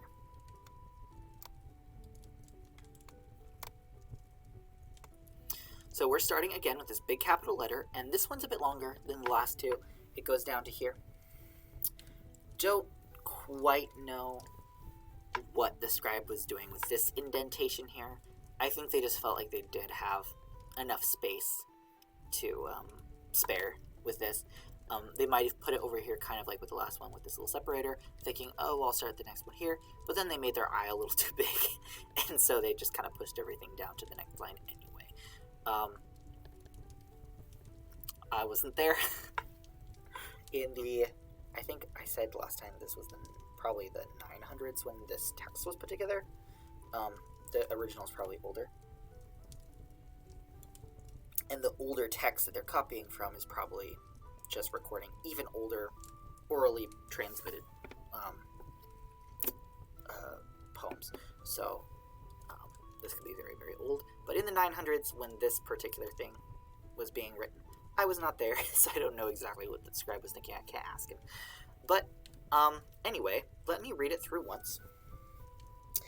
And then we'll go through maybe a little bit faster this time than last time and break everything down. And then try to see what it says and what the answer is. So, Rael min swiath, thonne ich husan trede. Otha thawich bure, otha wado dreve. Huilum mek a hebath over haletha bicht. Hyrste mine an theos herlift. Und mick thunne wide wolkne strängo over folk bireth. Fratwa mine svoath hluda an swinrath. Torta singath thone ich jetenja nebeum floda and foldan ferende gast. Gast. Sorry, not gast. Gast. There. All right. We've had a lot of these words before in our other, like the first few that we had. And actually, it is Riddle 6 that we did at the end of last time, because here it is. Yeah, so that's the one we did last time. So we have been on this page before. So here we are. And now that we read the whole thing, I'm going to zoom in and go to the beginning. So, Hrael min swiath. So, Hrael min swiath. That's the first part here. Hrael min swiath. So we know what Hrael is at this point. It's garment, right? It could also be plural garments. And I think it is here, because I think, actually, swiath. Yeah, I think this is plural. My garments. Wouldn't it be Mina? If it were, well, maybe it's just one garment. Not particularly important, really. My garment, swiath. Swian means to be quiet. There's actually an interesting sound symbolism thing that Old English has with the word for be quiet, because we're gonna see later, I think, in this poem, we saw, where was it? Swath, and I'll just give a spoiler. Swoan means to be loud, so there's swian, which is to be quiet, swian, and there's swoan, which is to be loud. So those are kind of polar opposites that sound really similar, and I think it's just a sound symbolism thing with the vowel. Although I do think they have legitimate roots, though, as well. It might not just be onomatopoeia. I think it's just, maybe the onomatopoeia goes back to Proto-Indo-European or something, but yeah. Hrael means swiath. My garments are quiet. Or my garment is quiet. Thonne, and we talked about why this is thonne, even though it's just thorn O-N. This line tells us that there's a nasal after it. So we sometimes see it at the ends of words that have oo, that has a line over it. That's usually Here they decided to spell out the M, but sometimes, especially at the end of a line when they've run out of space for an M, they'll put a line over the U to say that there's a nasal sound, M or N, after it. Here, it's telling us that there's a second N that's being skipped, and thon isn't exactly a word. Thonne is probably the word. They're saving extra space by not having to write the extra N, or the E, because there's not really another word this could be with double N. So it's thonne. This is kind of just the standard abbreviation for thonne. So, Hrael means swiath, thonne ich hrusan trede. Okay, so my garments are quiet when I tread hrusan, the earth. Hrusa is like the ground. So it's earth as in like solid ground, like the ground as opposed to the sea or the sky. So my garments are quiet when I tread the ground. Okay.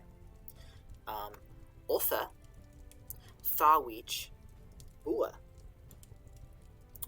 Otha wado dreva. So otha tha each bua. Weech bua. This tha is kind of difficult to interpret by itself. Tha can mean the, plural, or it could be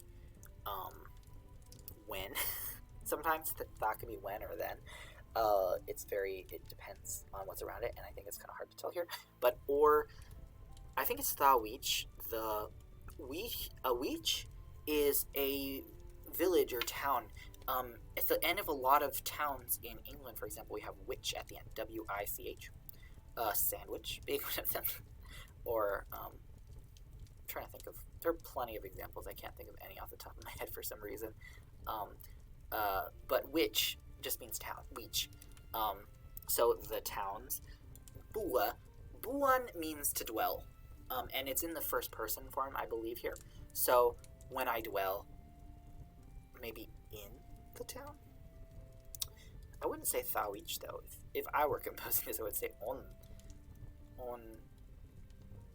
thawiku, maybe, instead of thawich. Maybe when the village made well, because then that would also be bua here. If it's not I, but the village that's dwelling. That's a little bit confusing. I would maybe need to check some forms through that to make a complete sense. Also, wado dreve. So wado is so this otha. I skipped over that a little bit, but otha means or. Otha wado dreve. So wado is shallow water, like it's related to the word. I think it's wadian in Old English is the verb. To wade. When you wade through water, you're usually walking through shallow water. You are wading. But wado in Old English is the water itself. It's shallow water as opposed to like deep ocean or something like that. It's kind of like a pond, maybe. Think pond or like a shallow lake, mayhaps. So dreva is the verb drevan, and drevan just means to disturb. Like you've disturbed the pond by doing something, I don't know, maybe you threw a stone into it or something. That would be drevan, to disturb. And I think it is I.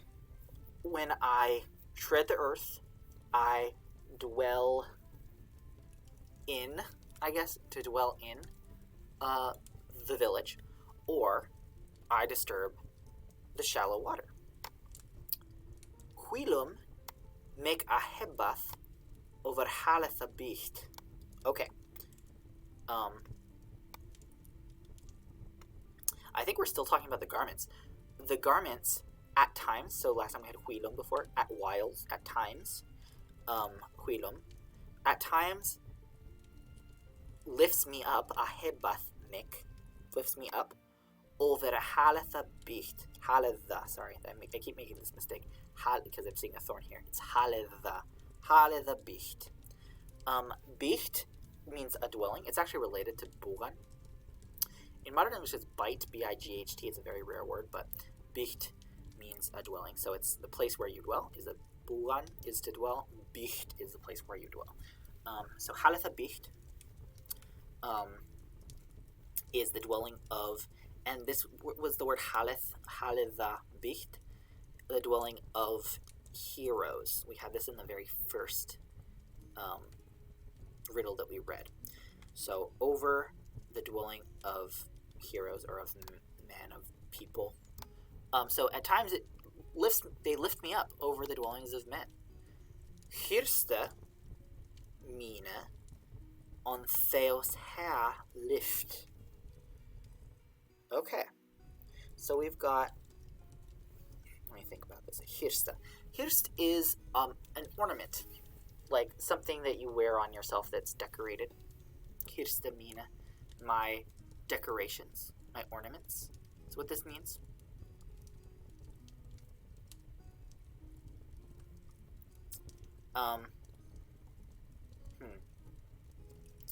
Oh, we have a question. I did not see the question in the chat. Whoops. We have a question here. It's this is the same manuscript. Yeah, just for clarification, this is the same manuscript we were looking at. We're actually on the same page. We were like maybe 8 pages ahead earlier, but we went back to the same page we ended on last time because I wanted to look at Riddle 7. And we were on Riddle 6 last time. But we skipped ahead to Riddles 44 and 45 before. But this does not have periods. I think I talked about this a little bit last time. The question is, does this manuscript have periods? Most medieval documents do not have standard punctuation. You just have to go on vibes and just kind of use the grammar to help you. So it definitely takes some practice and some getting used to the grammar to figure out where sentences end. I'm usually using the syntax of the sentences to help me figure out where the sentences end. So I know that this is a verb, first person verb. Yeah, there's dots in some places, but they're not standardized at all. Sometimes it's just where the person might pause if they're reading it aloud, because remember that these were originally oral, and people eventually wrote them down. So, the speaker paused, I might put a dot there. And then this one is copied from another text. So there's a couple layers here, potentially, of, there was originally someone recited this, someone else wrote it down, and this is a copy of that other document. This might be a copy of a copy, even. We don't know, because we don't have whatever this was copied from. All we can tell is that whatever dialect this was copied from was probably an Anglian dialect, and this was probably a West Saxon scribe. Dot after the T's mean. Oh no, this is, so some of these T's look like they have dots after it. This is actually just them lifting their pen at the very end. It like leaves a little bit of ink behind. So that's what that means. It's happening here too. It's kind of like the line gets really thin, and then as they lift the pen, it's like, oops, yeah. It's just a thing, an artifact of their handwriting, which is really cool. Not all scribes do this, but in some manuscripts it happens a lot, and this scribe does it a lot. The way they like kind of lift their pen. So we have my garments are quiet, swiath. We had that sound symbolism. Swiath means to be quiet, swoath means to be loud. My garments are quiet when I tread the earth. Thon ich cruzan trede. Ofetha wich bua, or I dwell in the town. Wich, it's like town, like the witch at the end of a lot of towns. Or Otha wado dreva, or I disturb the shallow water, the wado. And I talked about how wadian is like to wade through shallow water, so wado is shallow water. It's like a pond or a lake. Huilum, at whiles, at times, make a hebath over halavabicht. At times they lift me, my garments, lift me up over the dwellings of heroes or of men.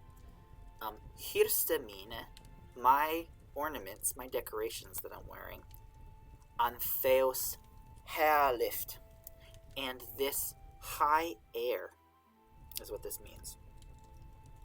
The high air. Lift is air. It's where we get the word lift, but lift in Old English just means air. And ha means high. Ha. We actually had it, I think we had it in one of the other poems we read last week.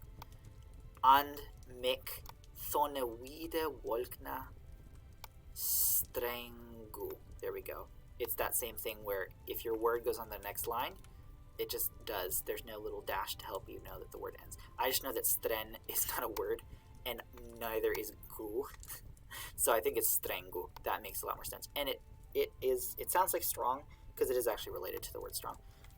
It's like the strong, or like the strength, I think is what it is. Strengu is strength. Wide wolkna. So in me, the strength of wolken is the sky or the heavens, and it's widely, the strength of the sky, me something, over folk bireth, over folk bears, like carries me. If it beareth me, it carries me. So, and at times, the strength of the the strength of the heavens widely or far around bears me over people. So whatever their garment is, probably not literal because it's supposed to be a riddle, it's quiet when they're treading on the earth or when they're in a village or when they're disturbing the pond. At times it lifts them up over the dwellings of people, their ornaments, and the high air.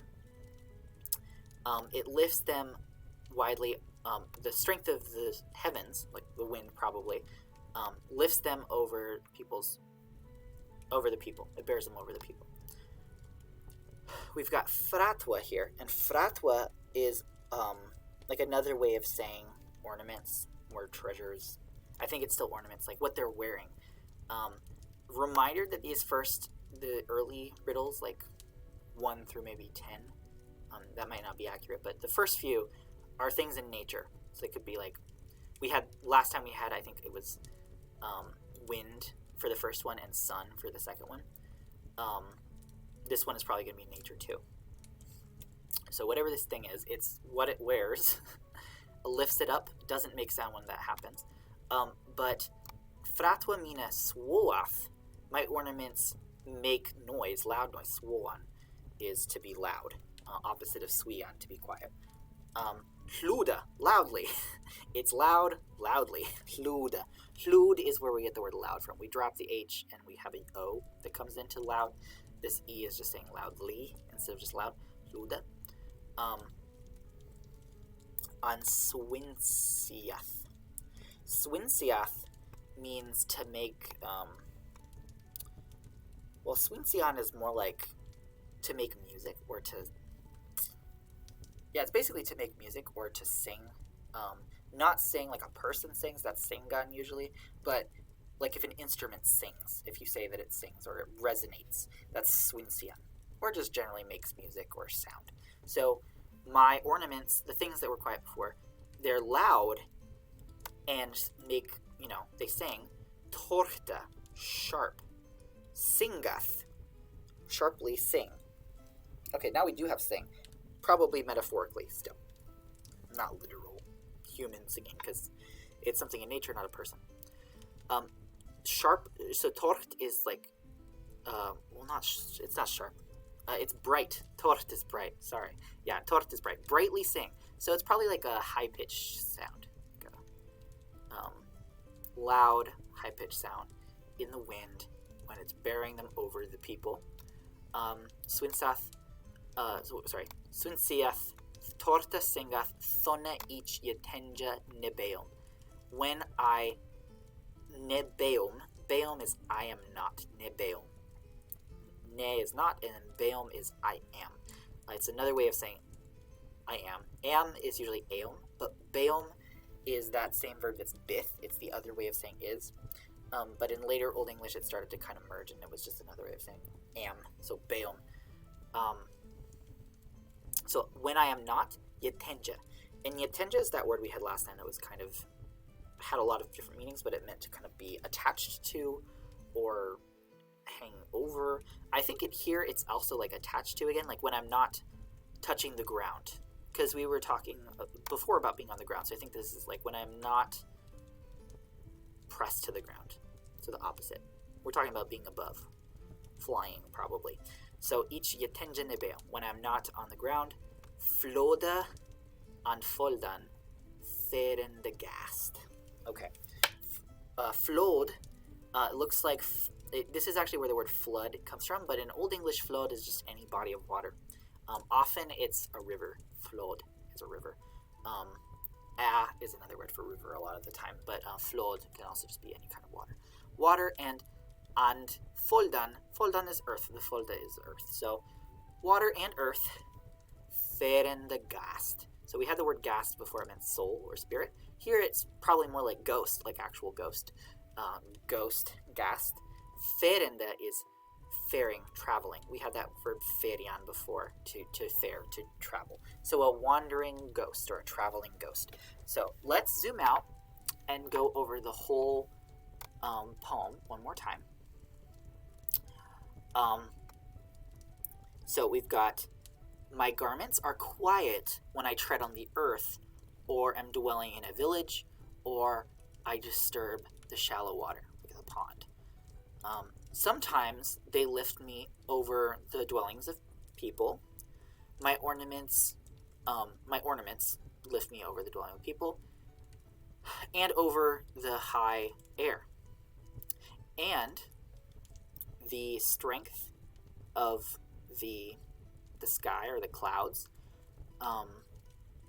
bears me widely over the folk. My ornaments are loudly make noise and sing.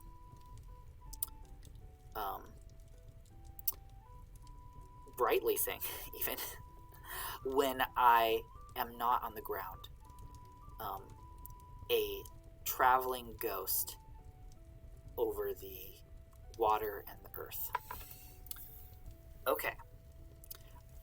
So, reminder that this is something in nature. Are there any ideas for what this could be?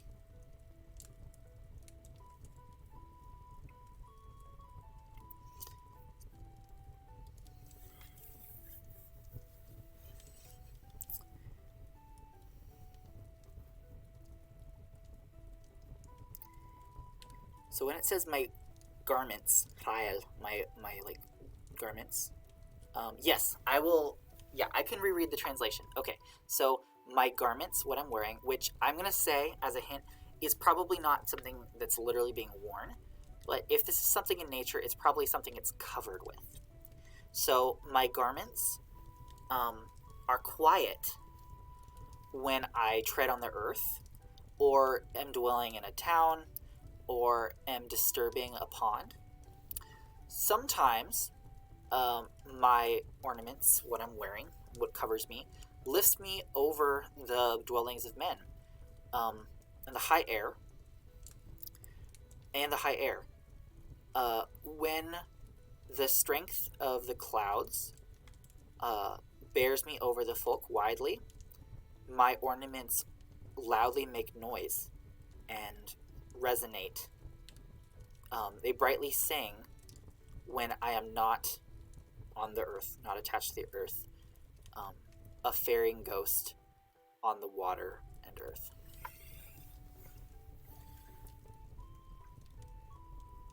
So it's something that has a covering on it, that is quiet when it's on the land, or maybe splashing in the water, in a pond or a lake, but it makes noise when it's in the air, whatever it has covering it.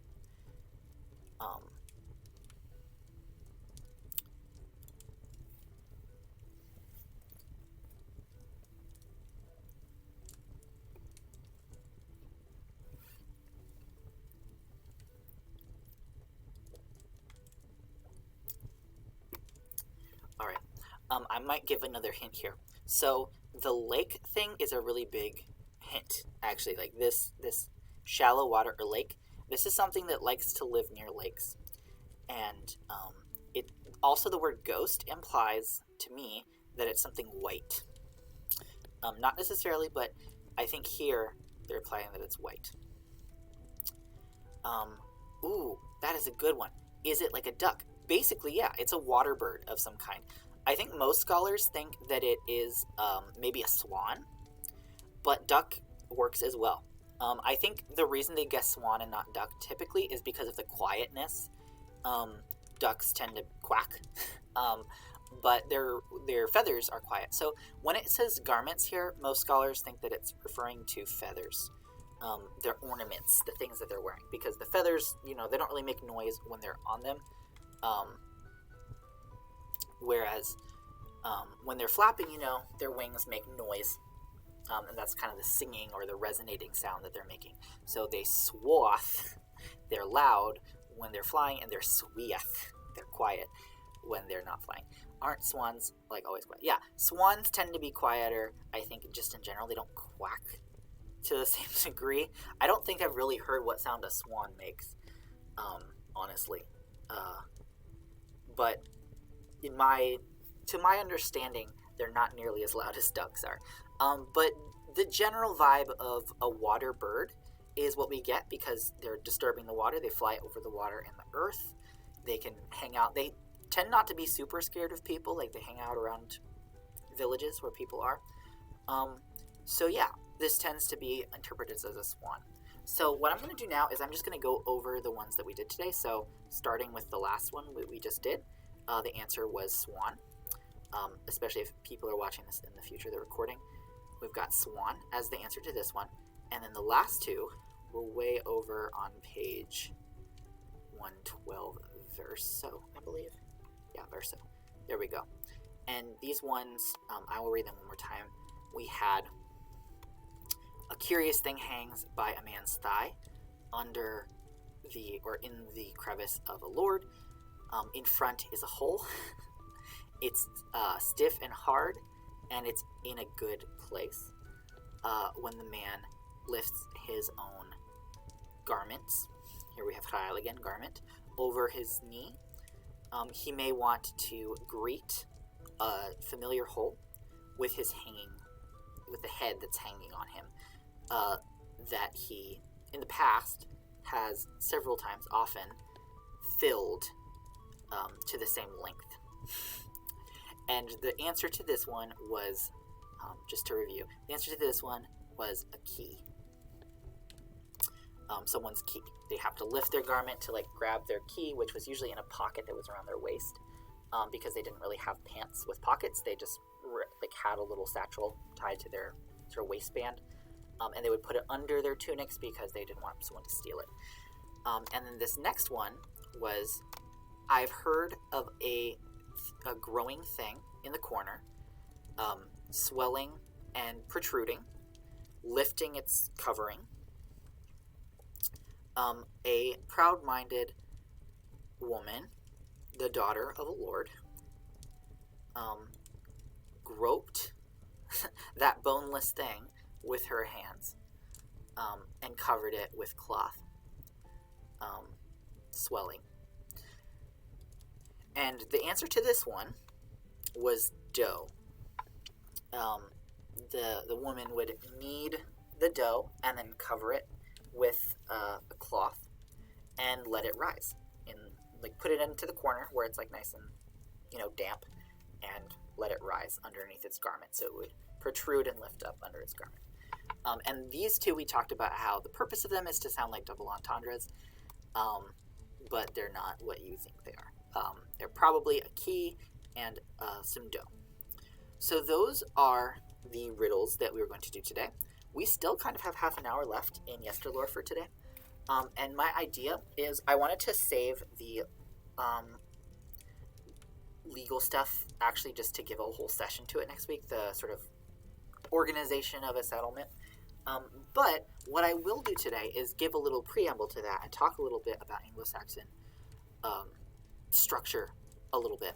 So we're going to take a look at this thing right here, which is a cool graphic I found, that does a good job of kind of explaining what part of the Anglo-Saxon political structure was like, to give us a little bit of context for when we start looking at some stuff. Next time we're going to look at another Old English document, but it's going to be written more in a prosy style. So instead of poetry, we're going to kind of see what sentences might have been more like when people were talking or writing for the purpose of other people reading it rather than reciting it. People would probably still be reading out for an audience, the people who were literate, but it was meant to be sort of more as people would speak rather than as they would recite for artistic purposes. So what we have here is sort of a pretty crude, actually, representation of Anglo-Saxon hierarchy of power. Generally, we have to think about the fact that England, during the Anglo-Saxon period, went through a lot of changes over time, and there were several different kingdoms within England, Wessex, Mercia, Northumbria, etc., etc. There were Kent, and there were different periods where different kingdoms came into more prominence than others, and at some points ruled over all the others, and we had some times when England was considered unified. And we also have the fact that in northern England there was also the Danelaw for a long time after the Danish conquest of England. There was a large part of England that was predominantly Danish in sort of influence and ancestry. And even at times when the Danelaw was considered part of England, there were still tensions and sort of different political structures. So this isn't perfect, and also did not apply to the whole country at all times, but even some subsections of the country, depending on what century or even decade you're in between the 600s and the 1100s. This is not representative of the entire country, for sure. Or the whole time period, because you've got like a good almost 600 years of this history that's being flattened down a bit. But generally, the hierarchy goes that at the bottom you have serfs, and these include peasants who work the land for a particular benefits that they get from living on land that is owned by those above them. But they are sort of bound to that land. They can travel at times, but they can't really change their what their job is. They are tasked with taking care of the mostly agricultural and husbandry needs of the society. You also in this category have slaves who don't really get any they're not paid in any way because they're owned. Sometimes they're called thralls or thews. The Old English word could be, usually it was thou, but there were some other words that would refer to slaves in this category as well. But similarly, they didn't really have many rights to change their status. There were some opportunities where slaves could gain a different standing, but in either case, there's sort of limited mobility for these people. Freemen have a little bit more mobility. They have fewer, generally, tasks that they're set to. Often merchants are in this category of freemen. They are sort of just free to be employed by who they want to be employed with, and so they can move. If they don't like where they live, they can move and find a different noble to work under, potentially. Here we have minor nobility, and these are often called, these are like the thanes, typically. They are in charge of parts of the whatever kingdom you're in. The kingdom is sectioned into different ways, and we'll talk about that a little bit. And above them are the eorlas, the earls, and they owe fealty to the king. So the eorlas are more like, if you're imagining later medieval structure, like feudal structure, these would be like where the knights would usually be.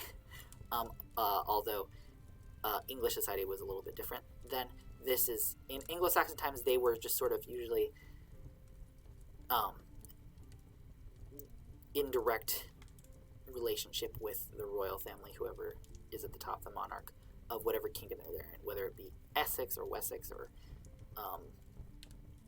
not Essex, Kent, sorry, or Wessex or Mercia or Northumbria, wherever they might be, or in the times when England was unified, just whoever the King of England was at that time. So the way that England was broken up, and I don't have a good graphic for it, like the Anglo-Saxon government was very decentralized. This makes it look very regimented. The feudal system was a lot more regimented than the system in Anglo-Saxon England was, but it was very decentralized. So basically what you had was, you had the king of whichever kingdom you were in Anglo-Saxon England, and the king was responsible for the protection of the kingdom. So if there was a war, the king was kind of in charge of that, and that was kind of how the king would have his clout to begin with.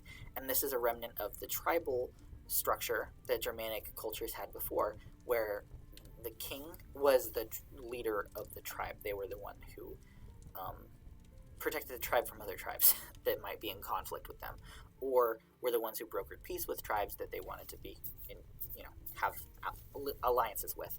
So the king was kind of in charge of the military, and also laws. The king was in charge of writing laws.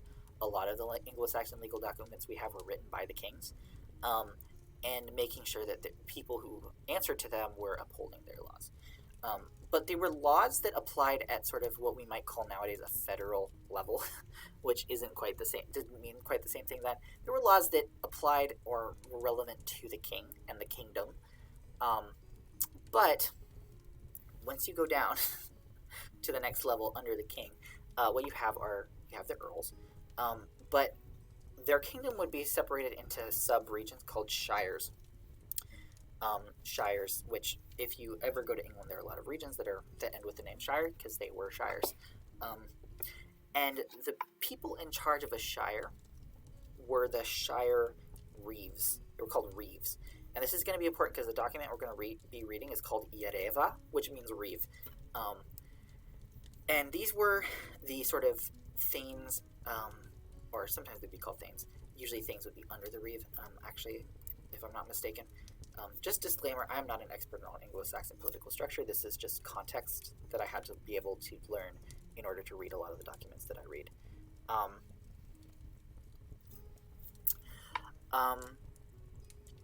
So I may be getting things wrong, just so you know. This isn't like a 100% accurate. I'm going to make mistakes because this is not my area of expertise. I'm I'm just a philologist here. But based on my knowledge, the the the kingdom would be broken up into shires, and the shire reeve, which is the origin of where we get the word sheriff from. Shir Yereva was the shire reeve, and when you kind of squash that down and put it through 1,000 years of sound change, it becomes sheriff. Sheriff obviously means something very different now, but at the time, sheriff meant the reeve who was in charge of the shire. The shire, in turn, was broken up into what were called hundreds, and they were called hundreds because on average it would be 100 households per 100 within a shire. So shires would be broken up into what we might call smaller, not districts, but sub-districts, which comprised about 100 households. Wasn't an exact science, they didn't exactly count all the time. They might. And then hundreds, in turn, were broken up into tithings, which means divisions of 10. So a tithing was a tenth of 100. Just like 10 is a tenth of 100, exactly. So a tithing would be made up of 10 households. So that's about a small village. And then a group of 10 villages would be the 100. And then the group of hundreds would be the shire, and that shire would be part of the kingdom. So the shire reeves answered directly to the king, and they were the representatives of the king's authority in the shire. And so they were like, hey, everyone, here are the king's laws. They apply at the level of every shire. They apply to everyone. However, each 100, and tithing within the 100 even, each 100 would have its own communal laws. Like codes of conduct that were followed. And there were strong concepts of what was called folk right. And folk right was inherited from the tribal period too. They were just agreements that had been made during the tribal era of Germanic culture, kingdom, like state kingdom period, that were still kept by the folk. It was like, this is the way our community does things, this is what we value, this is what we're going to follow, and if people break these, that counts as a crime. Even if it's not on the king's list of crimes, these are communal laws that we all as a community follow. And that's what I mean when I say it was very decentralized. And the other thing is, it was a tithing's, and at the higher level, a hundred's responsibility to uphold the law. So the shire reeve was in charge of overseeing the whole shire, and that everyone was keeping up with the king's laws. However, the way that they did that is representatives from each 100, which meant representatives from most of the tithings, would on a periodic basis have to go and meet with the sheriff, the shire reeve, to say, hey, everyone's good, no crime here for the last, I think it was a period of every 4 weeks, so once a month, they would have to go to the shire reeve and be like, give a report basically. Hey, this month nothing bad happened, like we had a little scare, someone might have thought someone stole their chicken, but they just lost it.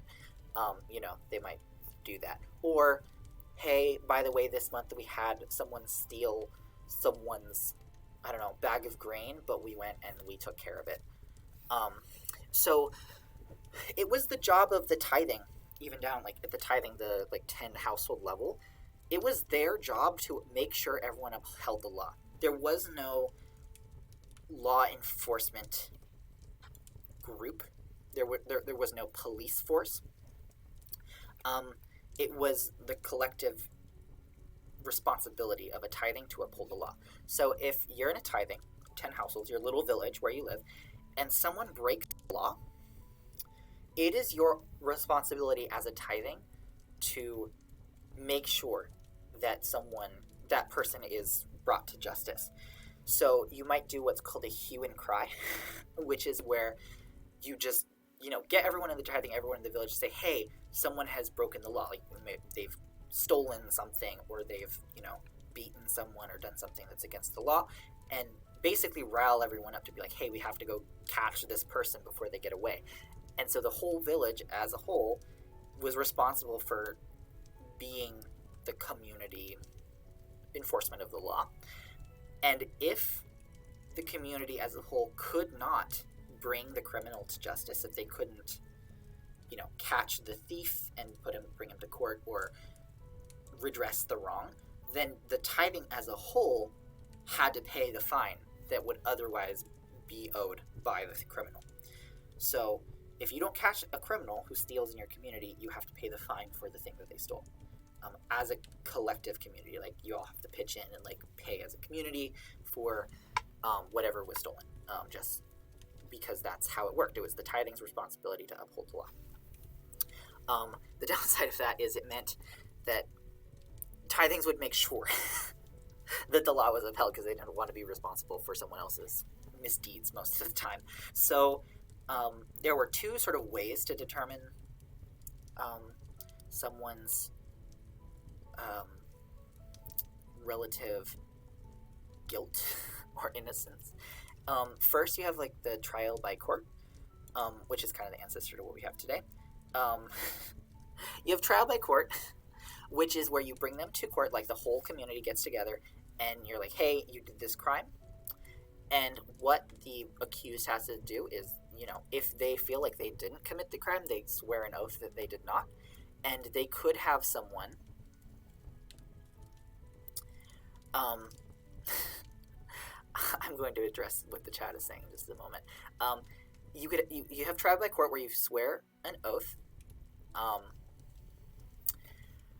that you didn't commit the crime. If you feel like you didn't commit the crime, or you admit that you were guilty, in which case you usually would pay a fine if you stole something, or you might, if the community's folk right, if the community guidelines were, hey, if you steal something, we're going to beat your hand, then that was the punishment. You know, you take the punishment if you did it.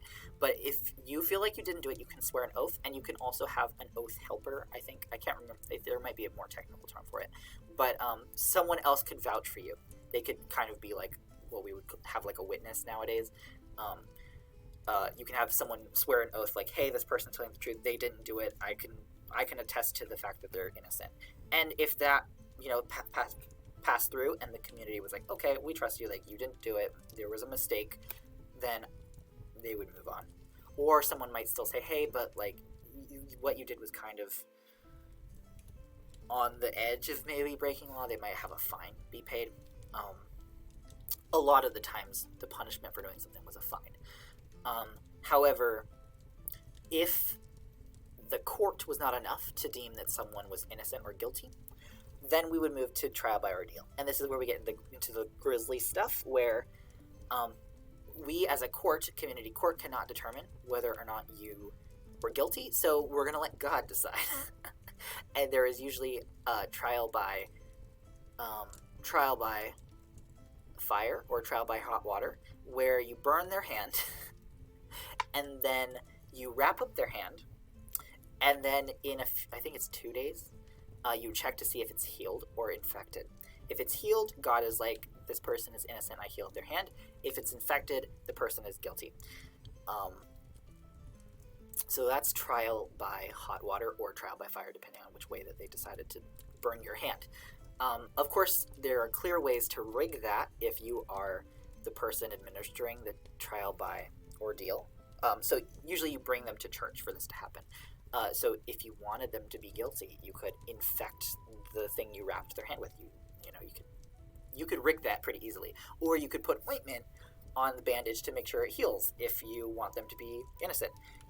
So there are easy ways to exploit that system, which is why it was abolished eventually.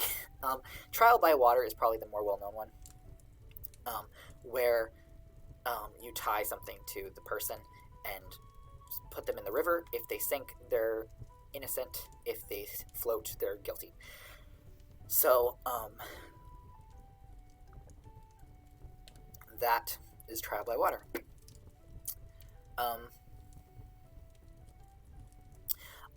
Okay, I'm gonna address what the chat said. First, I'm gonna go in reverse order. They said if she dies, she's okay. If she drowns, she's a witch. Yes, in like the Renaissance period, like late 1500s and later, they used this during witch trials. That was not going on during Anglo-Saxon England. They were not doing witch trials for the most part. They being a witch was not a good thing, but that wasn't something that they were very actively worried about. Folk magic was still a pretty common thing, even among Christians. It was just accepted as medicine at the time. They weren't really thinking of it as magic most of the time. There weren't very many outspoken pagans that we even know of. We don't even know if there were still pagans during this period. We just know that there was pagan elements in the culture, but there weren't really witch trials going on during this period. That's several hundreds years later. But yes, trial by water was one of the ways that they would, one of the things that they would use during witch trials. But that was not going on during the Anglo-Saxon period. Further up, we had someone say, you mean I can steal from Walmart and feel okay with it in medieval England? So if you're in Anglo-Saxon England, no, you can't feel okay with it, because if you get caught, you're probably going to be found guilty and go to trial by, either be found guilty and get the punishment, which could be pretty grisly, or if it's kind of a draw, like some people might vouch for you or others might not, and they decide, we need to do a trial by ordeal, you could get burned or get drowned. So no, you don't want that to happen. Because yes, the community would have to pay the fine if you stole something and they don't catch you, but the community wants to catch you. They all have a vested interest in making sure that you were caught and brought to justice, because they don't want to be fined for your crime. And this was, there's a lot of debate about how effective this was, because we don't have a ton of records of this kind of stuff. We just know that this was in place as a thing. This system lasted for a long time, up to, and I think even beyond the Norman conquest, when the feudal system was more regimented. I think this kind of thing lasted into the feudal system, because I don't think they had a police force even then. I may be mistaken in that. I will have to check that. But this was the way that they did community policing. Is if someone committed a crime, it was the community's responsibility to redress the crime. Do we have any information on the distribution of wealth, like the ration of the noble to peasant? That is what we're going to look at next week. We're going to look at Yareva and have some insight into what things look like in terms of what everyone had. We'll see a bit of that, and we might look even more beyond Yareva to other stuff about wealth distribution. What we do know is that the way that taxes were set up, it was the king's job to kind of make those decisions, and the earls, who were above the shires, often could take up to a third, like 1/3 of the taxes that they received for themselves.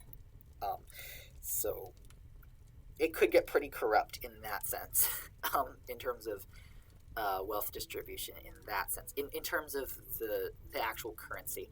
But the way that currency, the sort of weight that currency had in Anglo-Saxon England, at least, is not quite the same as it is now, because now pretty much everything is monetized in the modern world. That was not the case in Anglo-Saxon England. The average peasant would not need to have money exchange hands very often. Money would not be exchanging hands most of the time, because of their basically what amount to stipends that they would get in the form of housing, food, and protection. So we're going to see that a little bit more next week when we look at that. But it's also, the other thing is, it's the king's job to regulate that all coinage is valid. It's the sort of at the royal level where like minting takes place, like the minting of coins. That's why coins tend to have pictures of the king on them, because that's where they're coming from, because they're the ones who are making sure that the currency is standardized. Bartering, yes. Yeah, most people down here will be bartering things with each other. Freemen will often buy things, especially if there's things that are being imported and stuff, but usually it's like merchants who will do the money handling, and then once it's in the community, people will trade with each other for the things that are brought into the community by merchants and stuff. So money wasn't always changing people's hands, especially like the lower in society, where up here you're going to have people exchanging money all the time. I guess a crude analogy today would be like you have people exchanging money in lower classes, and higher classes people are exchanging stocks. Is, I guess, kind of the analogy. You have people speculating up at the top, and you have people working with the result of that speculation further down the chain. But in the early Middle Ages here, people are still bartering a lot.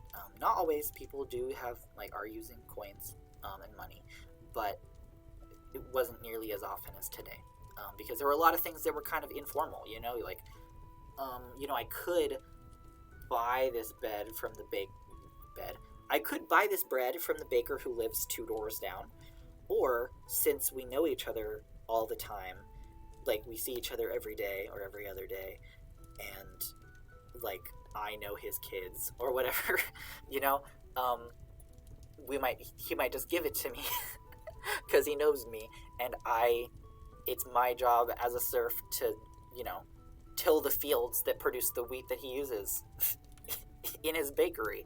So, there's not always the need to exchange money, even though the money existed, because you're in villages a lot of the time. So that's basically the preamble to what we'll be looking at next time. I'm going to give a little preview of what the document looks like.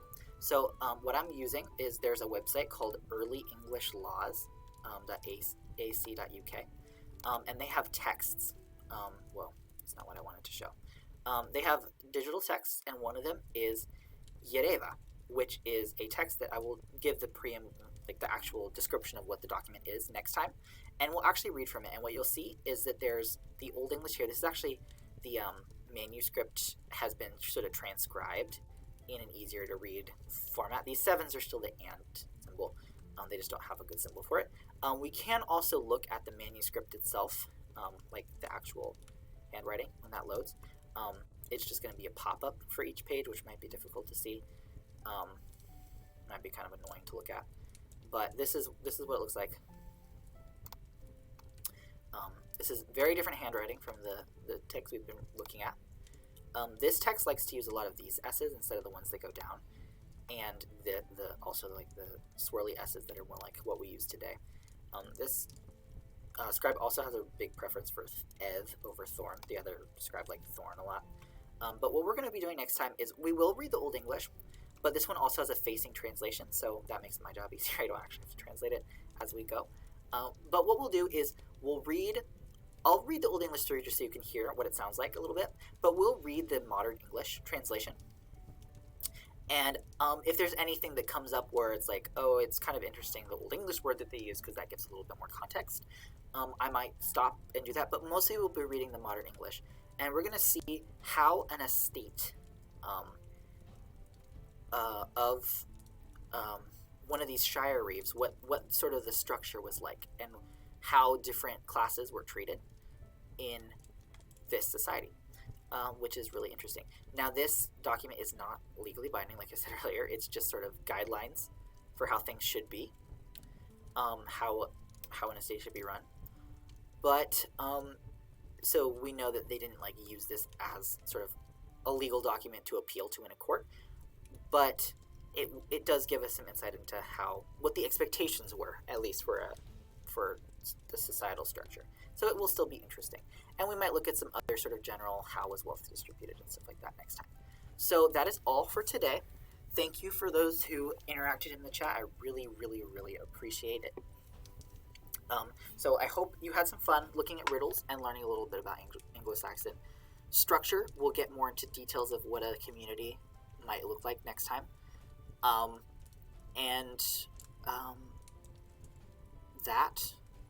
I think that's all. We'll probably just be looking at this next time, and maybe some other stuff about wealth distribution. I don't know if we'll have time for anything else. So that is the plan. Quick update in terms of streaming. So tomorrow, my schedule has changed a bit, and I'm going to change my Twitch schedule a bit. I'm going to be streaming later than typically tomorrow. Usually I was streaming from 3:30 to 7 p.m. That's going to change, and that's going to be later on Saturdays. I think it's going to be more like maybe 6:30 to 9:30 p.m. Pacific. So if you're in a further east time zone, that might be harder for you to show up to, but I still hope you can at least watch the recordings if you can't show up to that. So that's when I will be doing Conlang with me tomorrow, 6:30 to I think 9:30. But I will put the final verdict of that up shortly. So that is that update. And then the next yesterlore will be in a week, from 5:30 to 8 p.m. Pacific, like it was today, although I did start a little late. Thank you, everyone who showed up, and everyone in the future who's watching this. I hope this was still fun for you to see some Old English riddles and try to guess what the answer was, and maybe learn a little bit about Anglo-Saxon society. We will get more into this next week. I hope you all have a great rest of your day, evening, night, afternoon, whatever time it is for you. Thank you, and goodbye.